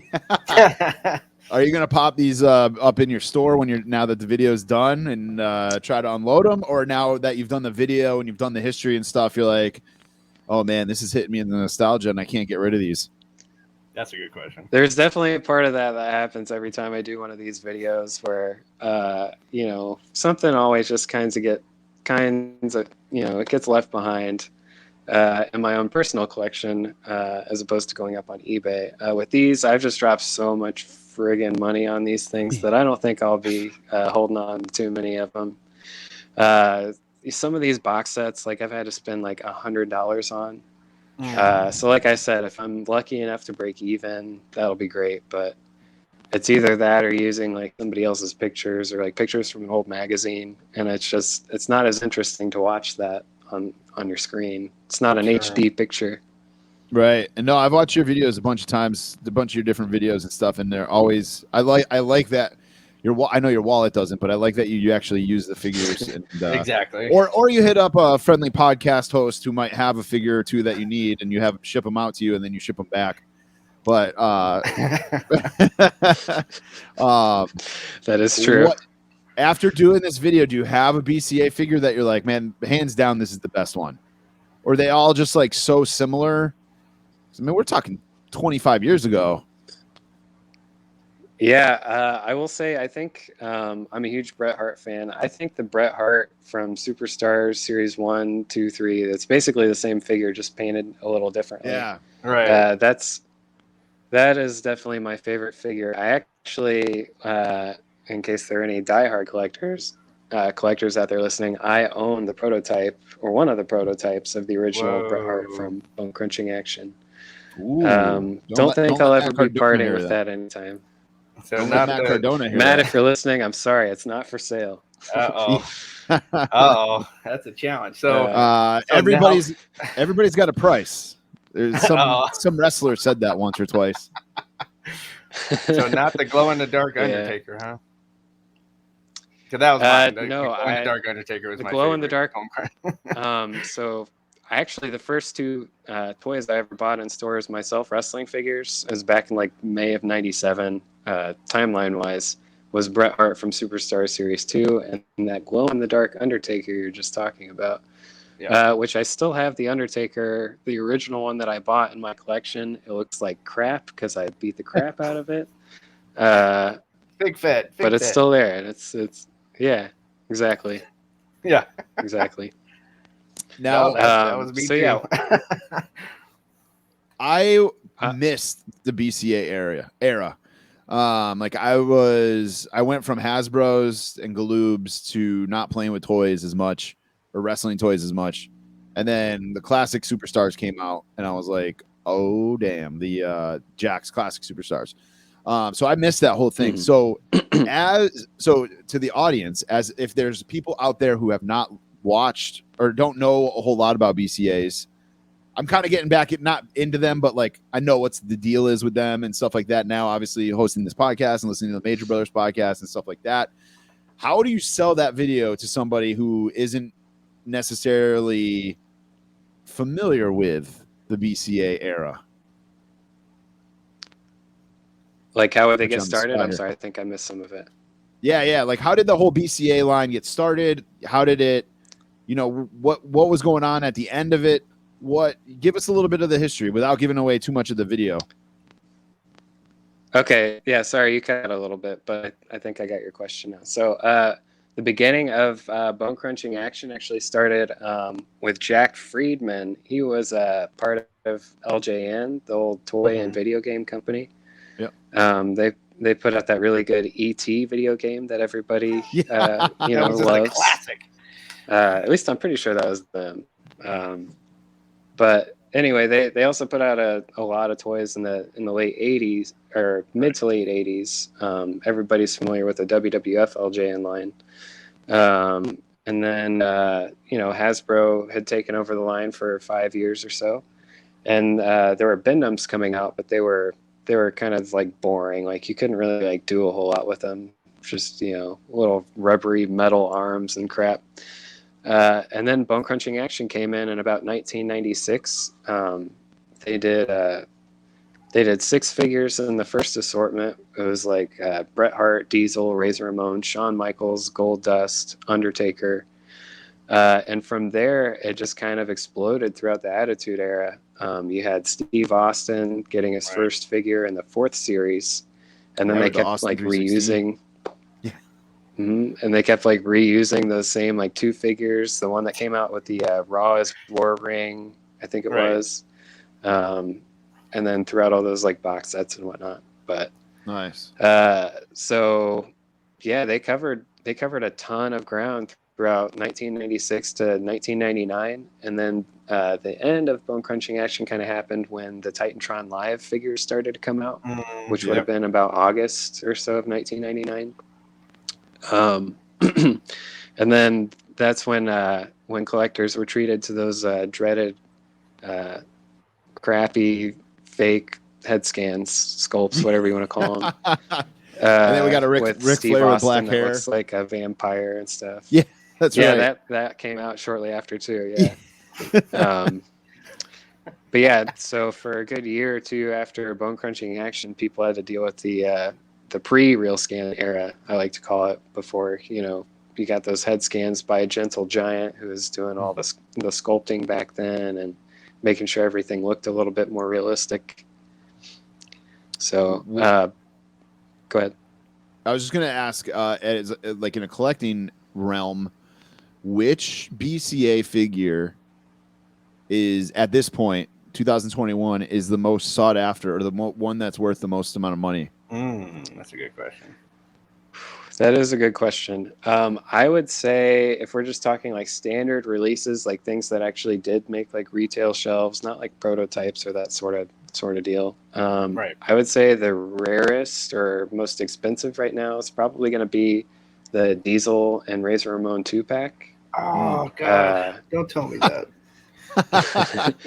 I acquired and it. I'm saying that because I had it. Like that's why I'm. Oh yeah, nice. Yeah, I had. That was actually that was a Puzzle Zoo exclusive. I'm not too familiar with their store, but I know a couple other stores ended up carrying it after Puzzle Zoo. Clark. Maybe because they just. Clark. Yeah, I got it from Clark. There you go. There you go. Like you had nice. to mail in and all that. Like you had to mail them a check to get them. Yeah. And I had them. Man.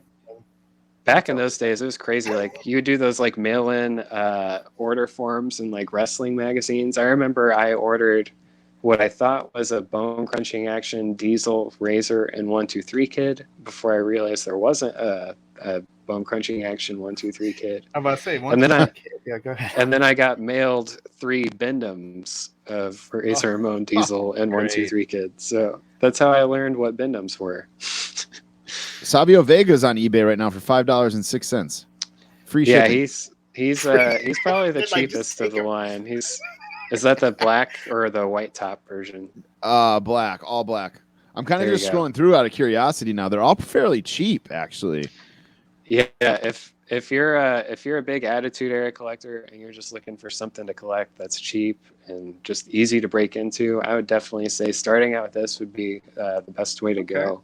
Oh man, Godwin's. Like I said, it was the Attitude Era. So if you're not familiar with bone crunching action, they made pretty much everybody in figure form during the Attitude Era in bone crunching form. And like every gimmick, everything, like every couple of weeks, it seemed to be a new line out. And here's a mail away: the Stone Cold Steve Austin WrestleMania 15 shirt. I remember that. Mm-hmm. Like I was still into wrestling. I just didn't play with the toys as much. But I am going through these, and I'm kind of like, man, I kind of want to grab. I have an Owen Hart one right now, just because like that was like one of obviously like Owen Hart's last figures. So I was like, I saw it at one of the stores, and I'm like, I gotta grab. It was fairly cheap too. It was like $15 or $20, and I was like, I gotta grab that. But I actually was gonna guess that him or Blue Blazer would be like one of the most expensive. Yeah, right after that Dark Side of the Ring episode, I feel like I remember seeing Blue Blazer selling for quite a bit more. Luckily, so I had already started producing the videos back before that episode aired, and I had already acquired the figure. So I luckily avoided all that mess. Nice. If I'm being perfectly honest, so like I said, this is going to be a 3-part series. So Chapter 1 is 1996-97, as I mentioned, and then 98 is Part 2. 1999 is Part 3. 96, 97, 98, I've 100% maxed that out as far as what I can find, what I can do for those videos. 1999 to the end, if I'm being perfectly honest, there's still a few figures I need for it.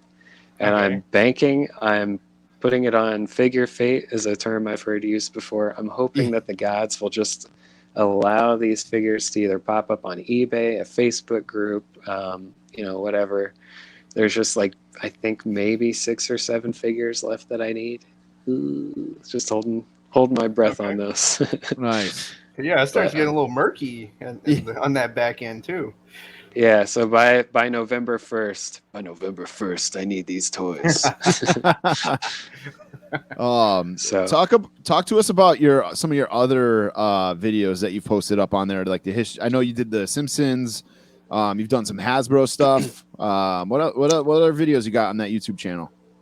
yeah, so for wrestling fans, I've done WWF Hasbro. That was the one that kind of put the channel on the map, if I was being honest. And then I've also done what was it? Playmates Toys. They did a series of WWF figures in '97. Right. Also very short-lived. They did. Playmates did the WWF figures. Yeah, they were like 12 Holy to shit. 16 inches, and then they were like 2 to 3 inches. Those little like posed ones. I think they're called Ring Masters. Oh, okay. Yeah. Grudge match. Yep. I just pulled them up here. Yeah. So Sorry. I've done some videos on those. Yep, no problem. And I've done a video covering all of the Bendums line, like everything Bendums, not just the wrestling WWF or WCW, but literally all like couple hundred Bendums. Surprisingly, Just Toys did not make a Bendum of Gumby. They didn't? Wow, No, there's a Pokey. company. There's a company in the mid '80s or late '80s that did bendable figures, but that actually predates Bendums, and I'm pretty sure they did Gumby. But yeah, I've done tons of stuff. Whether you're a wrestling figure collector, whether you just casually collect, or you just want to watch some fun, silly content, I've done the history of Space Ghost figures. I've done the beginning of Toy Story figures, which is one of my personal favorite videos that I've done. All right. I did Bill and Ted. I've done tons of Mortal Kombat stuff. There's really nothing I won't cover. It's more just all the stars aligning and just being able to, put together a collection of everything. So it's not, some boring pictures. Yeah. Sorry, go ahead. I was going to say, speaking of covering, have you tell us about the times you've wanted to cover Tommy's mouth? Oh man. I'm too good at this. I'm too quick, but go ahead. For those that don't know, Tommy over here, he covers figure collections, social media for me. Sometimes he likes to rib me on the square, is what they call it. Where if you're not familiar with the term, that's when somebody pulls a practical joke on you in public and you don't know what's happening until everybody else finds out along with you. So thanks for those moments, Tom. I always appreciate them. No problem. And you love how foul my language gets when you're playing the show in the store, yeah. in your brick and mortar That's store. what you're referencing. Yeah. Yeah. So I also, but we found out in something else. In addition to the videos, I also do a retail store in Indianapolis, and I like to put your guys' podcast on, not just because I sponsor it, because it's a good show, damn it. And I think people will enjoy it. And I've actually heard a few people say, "Oh, is that the Runnin podcast?" So you guys are making a little headway. So sweet. And then the parents don't get too upset when we're dropping F-bombs or MFers or shit bombs on those kids have heard worse, I'm sure. Oh, definitely. They've said worse. Yeah. So. Oh, definitely. All right, Jack. Every guest that we have on here, we want to ask them a random question. DJ, do you have anything else before we jump into the Would You Rather? I would just kind of a random basic question going back to the figures. It seemed like, just kind of thinking back, like the height of the bone crunching action figures. It seems like that started the height that the figures are now, like around the 6-7 inch height. Would you say that they probably kind of started the trend that we're still on now? Yeah, I would say that the 6-inch wrestling figure that we're all kind of familiar with, that all definitely started with bone crunching action.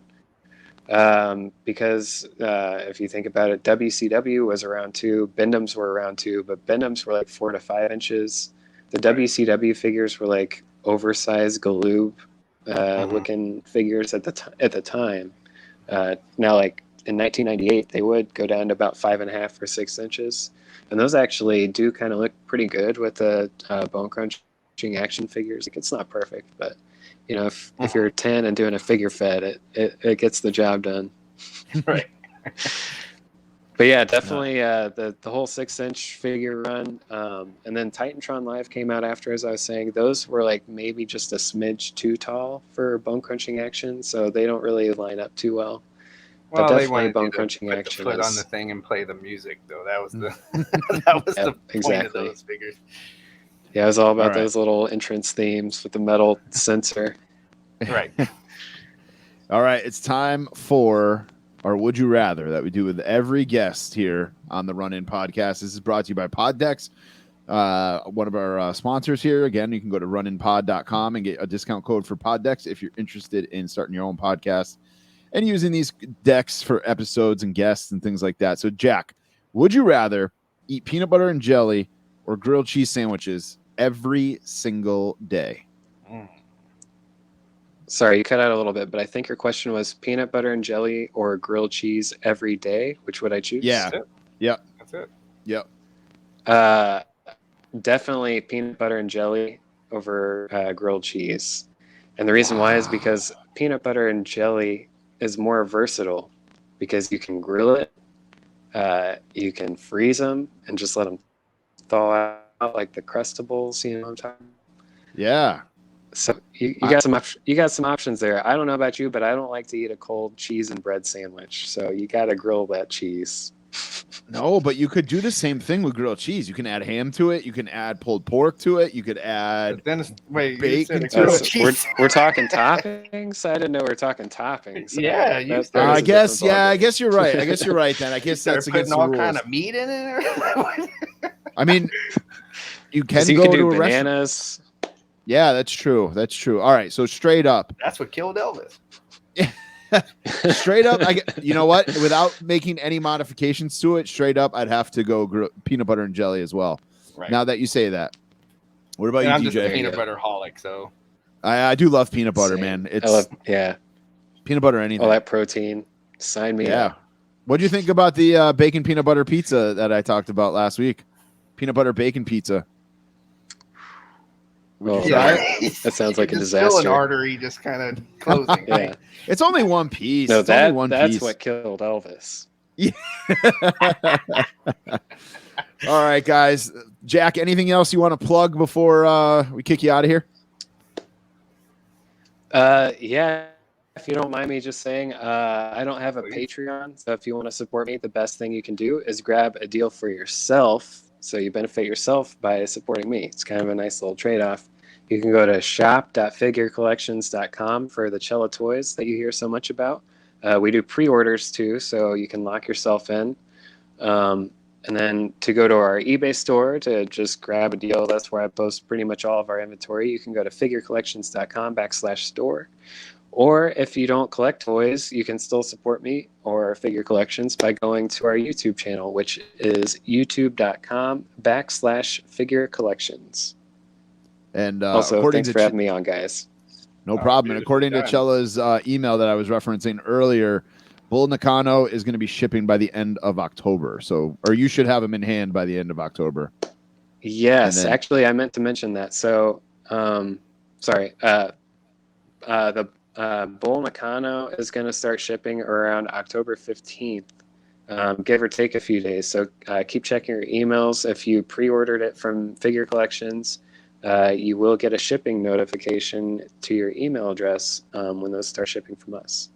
Nice. So something to look forward to in mid-October. And then right. also, there were some COVID delays with Ethan Page and Dynamite Kid. That was referenced in the email from Chella. But those should be coming down the pipeline sooner than later. Yep. And Dynamite Kid as well. They mentioned in there. So, all right, Jack, thanks so much, man. Thanks for your continued support of the Run-In podcast, man. We appreciate it. Happy to do it. Thanks, guys. Take care, brother. We'll talk soon. All right. All right, that is Jack from Figure Collections. Before we wrap up, walk that toy out, DJ. We got to do some weekly purchases, man. What do you got? You can go ahead. I didn't get a damn thing. Like they. Oh, all right. Well, they just go ahead. Go ahead. Because I've been seeing people like the Hollywood stuff is starting to show up and all that. Like I guess I'm just waiting for it to come on this side of the country, and then I'll have a couple of those. All right. We talked about it already a little bit. I got my Sergeant Slaughter in this thing, man. So my package actually came a little beat. It's not in the best condition. Oh no. It's okay. It's good enough. It's good enough to have him get it signed here next week or a couple weeks. But it's just I didn't get a chase, but I'm okay with it. It's just so beautiful. I'm trying to decide if I'm going to have him sign this outside box or have him sign the plastic on the figure. Yeah, like the shell. I almost filled the shell. Yeah, I think I might do that just because, like I said, this box isn't perfect. Right. If it was, like, there's a small little crease on the top here. This you can kind of see a little I beat. can see it a little bit up here. Yeah, I'm gonna end up. I think having him sign the actual plastic on the figure. It's easier to display that too. It's like if I just have the signed box, the hell is that? You know what I mean? Yeah. So somebody opens it and they go, "Oh, look, it's signed." Right. Exactly. I also got the ECW Cactus Jack Elite. ECW. Yeah, which, dude, like I didn't buy this because we talked about this before. Like I'm not a huge ECW mark, but I love Cactus Jack. I love Mick Foley. Cactus Jack. And this figure is like, honestly, I don't know how good you can see it, DJ, but the scan is damn good. The back, like the way Ringside's been doing their exclusives lately, like with the it comes with like a background. Yep. It's the old ECW banner with the interviews and stuff. Of course, the belt. He's got the blood on his arm. Like, just a great overall figure. Mick Foley actually even tweeted out that he loves this figure. Oh, good. So. Good. And then the other thing I got was the Warlord. The Powers of Pain Warlord. And I got the Hawk wannabe. I didn't even think of that. I got to shout out Big JB Collects on Twitter for this. Or Big J Collects, I'm sorry, on Twitter for this. He tagged the Runnin podcast on Twitter that he found like a stack of these at his Walmart. And I just slid into his DMs and was like, "Hey, bro, how much for one?" And he gave me a solid price. I haven't seen it. Apparently, it just hit my Walmart like the other day, and there was only one. And my buddy's girlfriend saw it, and she saw somebody with it in their hand. She didn't even like get to see it herself. So hopefully a Barbarian is coming down the road. Sure. He's not under contract right now, though. That's the thing. That goes back to our whole thing about like they've got to get some more people under contract. And then I got as I talked about, I got the pro wrestling crate. I got it came with a Texas Tornado shirt, Atom Bomb Micro Brawler, Road Warriors in Japan DVD, Joey Janela autographed 8x10, Sabu pin, Colt Cabana Micro Brawler pen topper, Pro Wrestling Tees Bash at the Beach style sticker, which actually is pretty cool. Yeah. And then Adventures in Wrestling Figure Collecting Major Wrestling Figure Podcast T-shirt, which looks like Adventures in Babysitting movie poster. It's pretty good. But that's what I was trying to sell in the Major Brothers group earlier tonight. And then I got my stuff from Homage that I talked about, Contra and Blades of Steel shirt. And then the last thing is I got from Stash Pages. Guys, if you're not subscribed to stashpages.us, it's a website. He's got a mailing list and all that stuff. And check him out on Instagram. I bought Mr. Ass, Billy Gunn, chalkline style shorts from him. They're green. I saw those. I've been waiting, dude. They're actually, I'm gonna put them over. They're more comfortable than chalkline, and they're cheaper than chalkline. Well, the price is right. So. The price is right. They're about $15 cheaper than chalkline. I like the fit better. They're more comfortable, which chalklines are amazingly comfortable as it is. Right. And these are just a tad better. So if I can just get another wrestler, I will. Maybe I'll think about. I'm not getting Mr. Ass, but no, I walked the dog in them the other day, and I was like, oh shit, they have the lips all over them, and it says Mr. Ass on the ass, and I'm like, oh man, my neighbors already think I'm crazy. They're gonna have all kinds of stuff to say about this. Like, oh, here he goes. Yep. But that's it for this week for me. So let's move on to Falls Count Anywhere.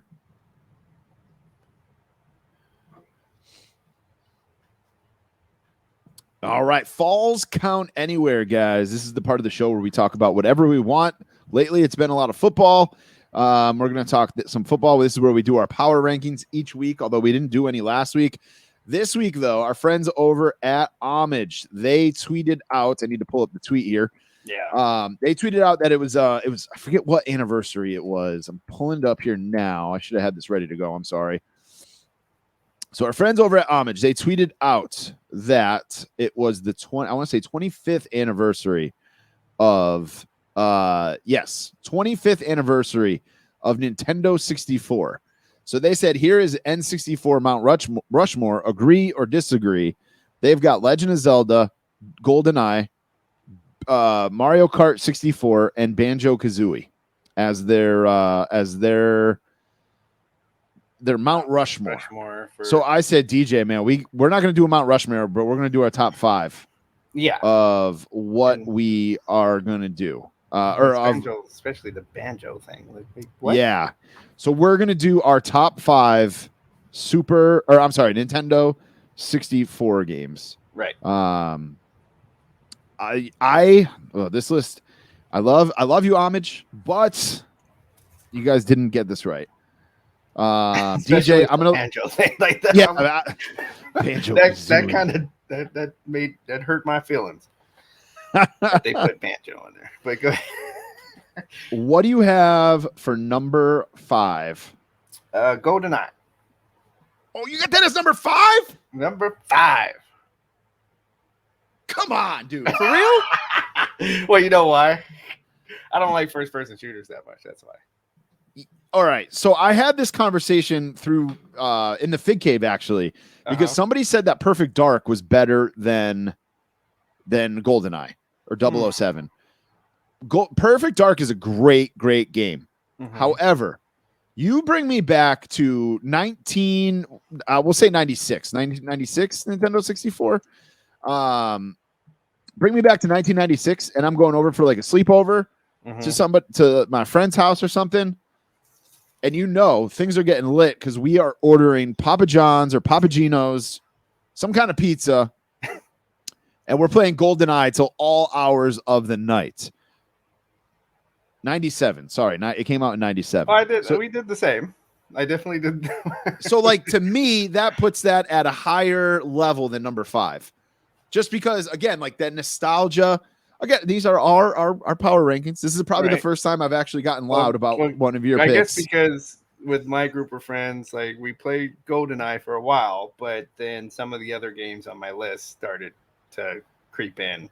All right. And it's just number 5. All right. My number 5, I spent a lot of Friday nights in my room playing Ken Griffey Jr. baseball. Okay. And I always love Ken Griffey Jr. is one of my favorite baseball players of all time. So it all goes together. Ken Griffey Jr. baseball. What you got for number 4? Bomberman. All right. That did not make my top shit up. Top 5. Yeah. I don't remember Bomberman, to be honest with you. Yeah. I'm looking it up right now. Oh, yes, I do remember this. Yes. Dude, I did not play this a lot. Apparently it's available for the Wii. Oh, they usually keep it going. Yeah, they usually keep Bomberman going because, once you get started, you. Oh shit! It was on PlayStation too. Yeah. It gets kind of addicting. Yeah. Might have to fire this up. Yep. Oh, it was on Super Nintendo too.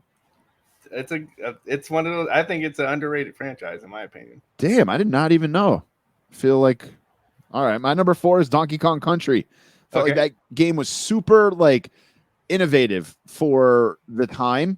True. I remember turning it on. And I'm like, these graphics are sick. Wait a minute, Donkey Kong Country was Super Nintendo. Hold on, I think Ken Griffey Jr. baseball was Super Nintendo too. I think I just screwed Oh no, Donkey Kong 64. That's what I'm talking about. I'm about to say there's some 64. I felt like for Donkey Kong. Ken Griffey Jr. Yes, Ken Griffey Jr. was for Nintendo 64. I'm sorry. Okay. Man, I just got really scared that I screwed everything up. I was thinking Nintendo 64 though, or Super Nintendo there for a minute. Right. All right, so we're back on track here. Sorry, guys. What is your number 3, DJ? Excite Bike. Oh man, for 64? Yes. I don't know if I remember that. I feel like I need to go buy it. Oh, yes, I do. Yes, I do. This might have been my first game. See, I'm telling you, I was. Stay with your boy here. I know what I'm. This was my first game. So I went on a date in whatever year the Nintendo 64 came out with my Christmas money. And so me and the girl went to the mall and I bought a Nintendo 64 thinking I was like hot shit. Like, hey, look at this. Look what I'm doing while we're on this date. Again, it's like so I'm like 15 or 14 or whatever. We're on this date. But then I looked like a jackass carrying around this giant bag. And the games and stuff. It was just a mess. KB or Toys R Us. It was not as cool as I thought I was. You were not. Yeah. This was my first game for 64. But I picked Mario Kart 64. Okay. So still you're on wheels. You're on wheels. Yeah, you can't go wrong with Mario Kart. No. Any Mario Kart. What do you got for number 2? No Mercy. Okay, we're getting somewhere. My number 2 is 007, GoldenEye. Okay. And then my number 1 is No Mercy. That is the greatest wrestling video game of all time. Don't at me. Front to back. No, just from front to back, all the things that you can do in that game. Like, it's not like I know people are going to talk about the graphics and everything. That's not what we're talking about. No, it's like the replay value. Content, yeah. The amount of time has not been matched yet. The amount of time I spent playing that game from what year did that game come out? 1990. Let me see. WWF No Mercy Nintendo 64. What year did that game come out? It came out in 98. 2000. Wow. Okay. So it came out in 2000. So that was my senior year of high school, right? Mm-hmm. That's wrestling's blowing up. Right. And I'm on a college campus. Yeah, I'm a senior in high school. So every Friday night, I'm at my buddy's house playing it. Every Saturday night, I'm at my buddy's house playing it. We're just playing this game nonstop. And then fast forward to like 2003, 2004, and 2003, 2000. I'm trying to think of like that around that time. And I move in with my buddy, my best friend's brothers. They bought a house and wanted a roommate. I move in with them. We're literally playing this like all night. We have a dry race board in the living room, keeping track of Royal Rumble wins and like Fatal 4-Way wins and stuff like that. Like this game was a huge, huge chunk of my life. Yeah. And honestly, it was probably the biggest, with the exception of any Mario game or anything like that, or Madden or anything like that. No Mercy was like the definitive game of my childhood for me. And what's funny is that, number 6, if we were going to number 6 for me, would be WCW NWO. That one was just as good. Yeah. Yeah. So, because it was right in the same realm, like just the content and all the stuff you were able to do and all the characters. It's just like, it just hasn't been like they 2K, like I hope, like I got big hopes for the 2K in the AEW game. I would love so EA Sports did this past year with NHL 21. They did a little mini game that came, like you could download if you bought it, and it was NHL 94, which is the greatest NHL game of all time. Right. And even I had that. I'm not even that huge of a hockey fan, and I had NHL 94. And you can play like the retro version of it with like new rosters and stuff. I would love if 2K did the same exact thing where there was like a little No Mercy spinoff. And again, the graphics aren't the best, but sometimes like even NHL 94, like the gameplay is what made it. It wasn't about like having the sickest graphics. Well, that's what AEW has touted about their game, is that it's going to have elements of No Mercy. Yeah. Yeah. So hopefully the guys are a little less round. Yeah, no, they definitely, they still got the nice graphics, but yeah, the gameplay they say is going to kind of mimic. I'm looking forward to that. Then Mario Kart's my number 1. I didn't even ask. Sorry. Yeah. Sorry. Because I thought you had said it. Like we'd play GoldenEye. Like we kind of go down the list. GoldenEye, then I want to make some tracks on Excite Bike. Okay. Then we would wrestle a little bit, and then it would always end up where 3 a.m. and we're we're knocking each other off a rainbow road with no rails, the track with no rails, and and you're half asleep, so your hand-eye coordination ain't too good either. Yeah, it's Nintendo 64, man. It makes me want like one of those like I have the retro NES and the retro SNES, which I really every time we talk about video games, I'm like the Genesis, yeah. I'm like I gotta hook those up again, and it makes me want a Nintendo 64 one. Really does. The only game I really remember playing for Genesis was I played Madden, and I played a lot of Golden Axe, and a lot of obviously Sonic, but also World Series Baseball. I think World Series Baseball was the first game where it had like the real stadiums in it. Yeah, for whatever reason I liked Sports Talk baseball better. Okay. I think it was because it had like World Series was not bad, but it had the announcer. Like you had like it was like the first time there was an announcer. Yep.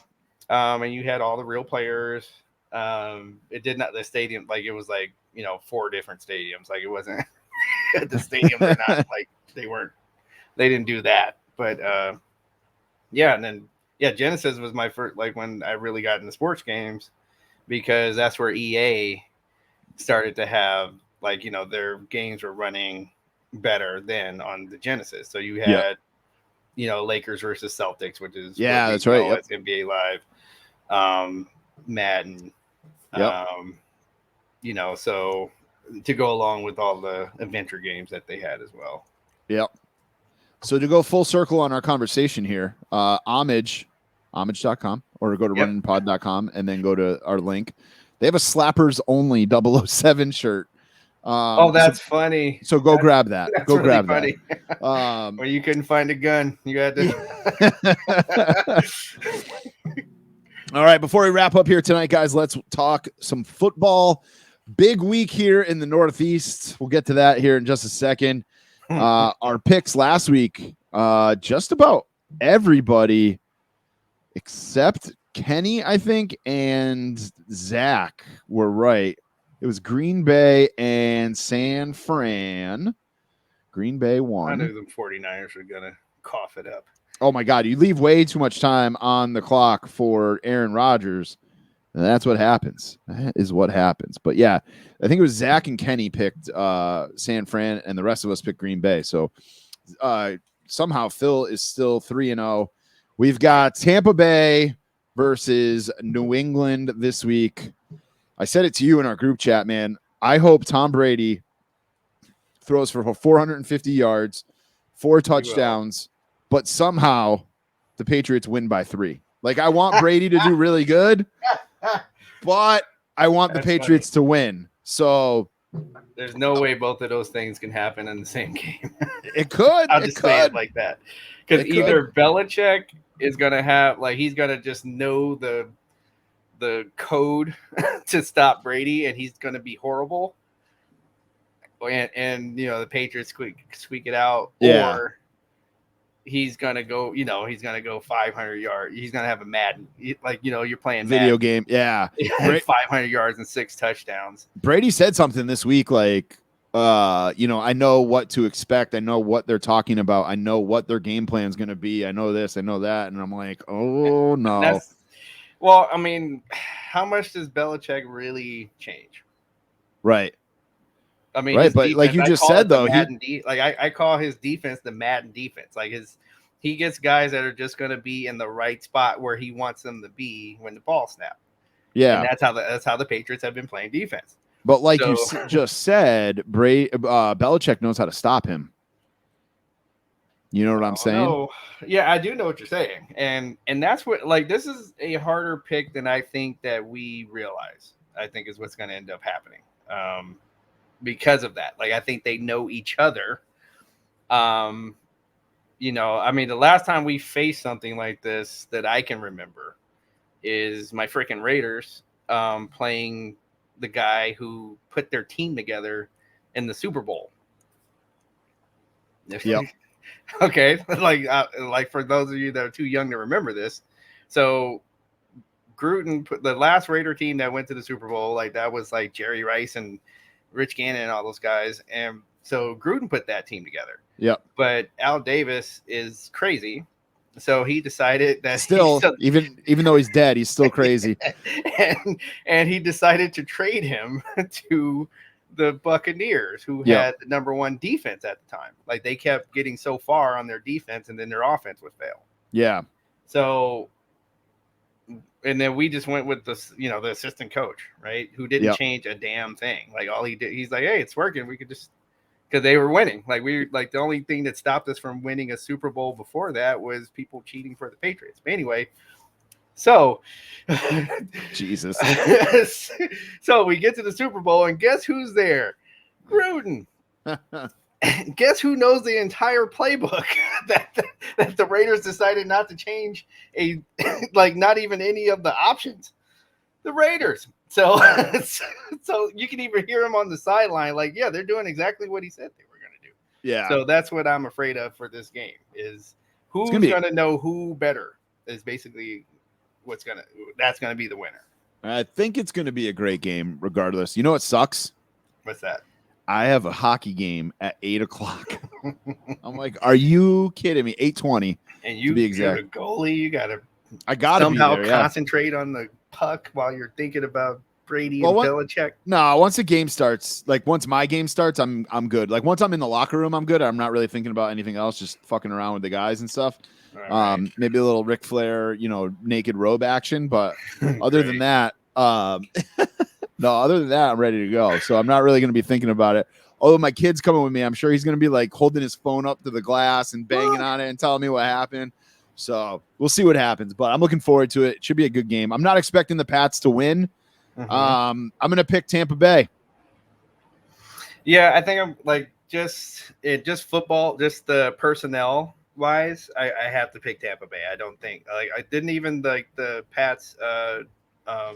Their running back is out now, right? James White. He's not the starter. He's like a what do they call it? A spell guy. Like he'll come in on third down. I mean, he's super valuable for them. I see him making plays though. Yeah, he is super valuable for them. But Damian Harris is their number one. Okay. So we'll see what happens. That's a huge loss. All that. I think, it is a huge loss. Huge loss. Speaking of huge loss, I had a terrible week in fantasy this week. I won 2 out of my 5, I think. I'm trying to pull it up here real quick, but I think I won 2 out of 5, which is not good for me. All right. I'm actually evaluating a trade right now that somebody sent me. I would be getting Jonathan Taylor, Tyler Boyd, Odell Beckham, and Chuba Hubbard, and I'd be giving up Chase Edmonds, Dalton Schultz, and Christian McCaffrey. Thinking about it. Because you got Christian who is not been able to stay on the field for the last couple of seasons now. He's out for at least 3 weeks. So, and I'm starting to say injury prone here. Like, yeah, he might. No, we talked about it last week, man. I've had him 2 seasons in a row now. The mileage might be up. He's killing me. So I'm thinking about hitting. I'm looking at it right now, and I'm thinking about hitting accept. So I would think about hitting accept on that as well. It's just it might be time to. You'll have some productivity. Right. So I just got a touchdown in the Fig Cave League. Thanks to Robinson on Jacksonville. I am beating 20.10 to 3.70. Fantastic. I love fantasy football. Don't forget to join our FanDuel League. What you watching this week, DJ? Well, me and the daughter are gonna go see Venom. All right, I got a question about Venom. Mm-hmm. Because I don't read anything really. Right. I'm gonna pull a Phil Gentile here and just ask a random ass question. I like how it has to be a Phil Gentile. Because he said the same thing. He goes, "I just read headlines." Right. So do you have to see the first Venom that just came out like a couple years ago? I would to see this new one. I would. I mean, they're probably going to do a lot of referencing to kind of like they do in wrestling and in soap operas. You remember that time you did this, that, and the other? Yeah, the reason I'm asking is my kid is asking to see Venom a lot. Like the last few weeks, he's been like, "Can we go see that? Can we go see that? I want to see that." And I'm like, I think you need to see the one that just came out a little while ago before you see this one. And he's like, no, I don't think so. I'm like, well, fuck you. You're 10. You don't know what you're talking about. Sure, a developed brain. Yeah. No, this is his new thing. So he's 10, right? He's 10. He knows everything now. Oh yeah, So, no, wait till he gets. I know. 3 years from now. That's what I'm Then saying. You know nothing. It's starting already. Yep. So I love it. I'm like, okay, go ahead and walk into that brick wall, and I'll tell you about yourself after you do it. You know, so. So that's the thing with my kids. Like, they get shamed so much after they do something stupid. After I told them they were about to do something stupid, then they start listening. Yeah. So I would suggest it because, you know, this is like a direct sequel, like same actors and everything. Yeah. Even like you see Woody Harrelson, you know, during the first one. Yeah. Yeah. So yeah, I'll make him watch. Maybe me and him will watch it this weekend. Actually, there you go. We'll check back in, and then we'll go to the movies and watch the new one. And then also, I am now addicted to Squid Games. I know, like, you got, like, if you haven't watched it, you've probably seen it on social, like, people talking about it on social media, on Netflix. Do it. You must watch this. This is just like the writing. Like, if you like stuff like, say, Black Mirror or Twilight Zone, stuff like that, it's that kind of show. Like, all these twists and turns and crazy, like, just when you think it's just like, okay, that's the crazy that's going to happen, they keep, you know, they keep surprising me. So yeah, watch it. Squid Games. I might have to check it out. I just watched football. Baseball's winding down, so actually I've been watching the Red Sox suck.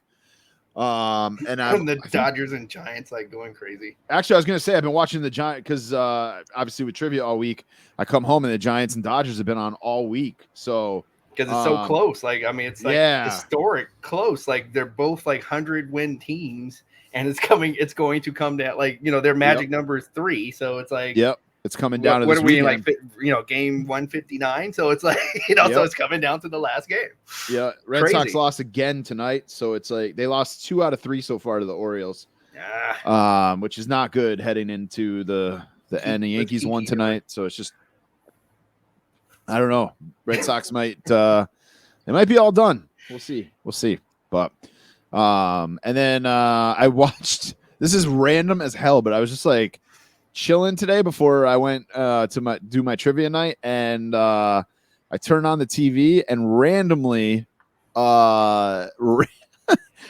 Shallow Hal is on, and I started watching it, and dude, it's terrible, but it is so funny. And then Couples Retreat came on right after it, and for whatever reason, that's my guilty pleasure movie. I just, like, I know it's I know it's a stupid movie, but you can't help but laugh. Oh yeah, so I've never seen it, and so I'm sitting there and I'm like starting to watch it, and I'm like, it's got like Vince Vaughn in it, and my boy from Ozark's there, Jason Bateman, and I'm like, man, this looks like wicked familiar. And then it hits me, it's like, no, this is just like This Is 40 or Knocked Up, like it's like that same like kind of style of comedy, and me and my wife fucking love those movies.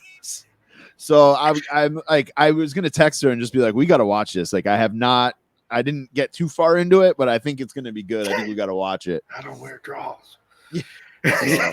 I started it and I was like, oh man, this is good. So, other than that though, I really have not been watching much like sports, man. It's really what I watch like religiously.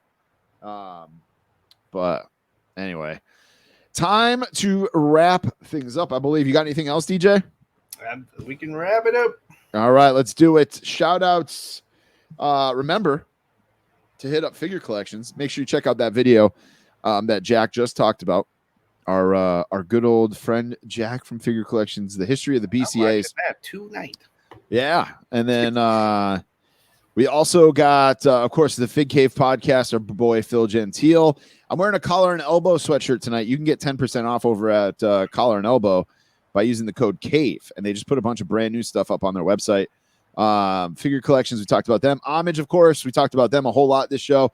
If you want to buy something from Homage, which I highly suggest, use the code TheRunIn15, save yourself 15%. Buy, sell, trade toys. Kenny over at the Call Up. Barrios Toys. Remember, Barrios Toys hooked us up with the pack of muscle men with Juventud Guerrero, signed by Juventud Guerrero. If you want to win that, all you got to do is head over to Apple Podcasts, write a review, and then follow us on Instagram and follow them. Send us a screenshot that you did that, and we will enter you in.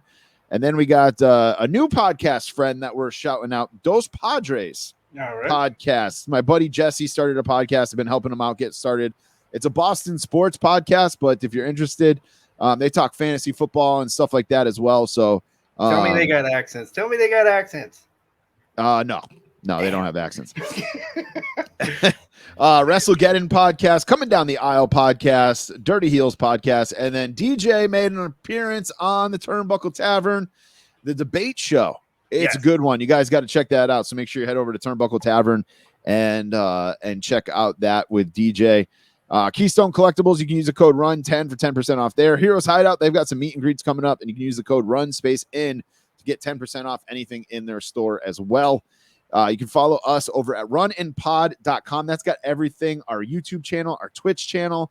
I got to do better about going on Twitch and playing some games. Maybe once I get Madden or NHL 22, we'll jump on there. I did just win the World Series, though, in the show with the Red Sox. That's funny.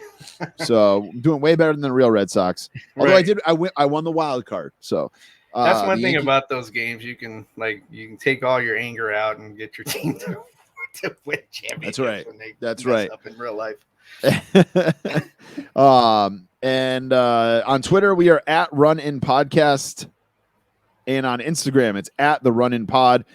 You can buy a shirt over at prowrestlingtees.com/runinpod. I'm actually, DJ doesn't even know this, I'm working on another website called Teespring, where if you have any experience with this, let me know. Where we can order other stuff other than just t-shirts. So if you want like a Run-In Podcast hoodie, you can get a hoodie.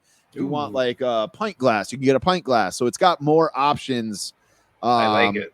On it. So we're working on getting that all put together, and that'll be up on the website once that's ready to go.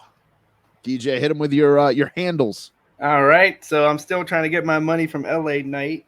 So that's my handles are Fig Knight 27, FIGKNIGHT 27. That's on Twitter, Instagram, and on Twitch. And you know what? Even Turnbuckle Tavern has one of their mini shows is called Fig Night. I'm like, wait, what's going on here? That's right. You better hit them up for some retributions. I think they have a T-shirt for Fig Night. I'm like, wait, what? Yeah. I just accepted this trade. Are you sure? Yes, I just accepted that trade.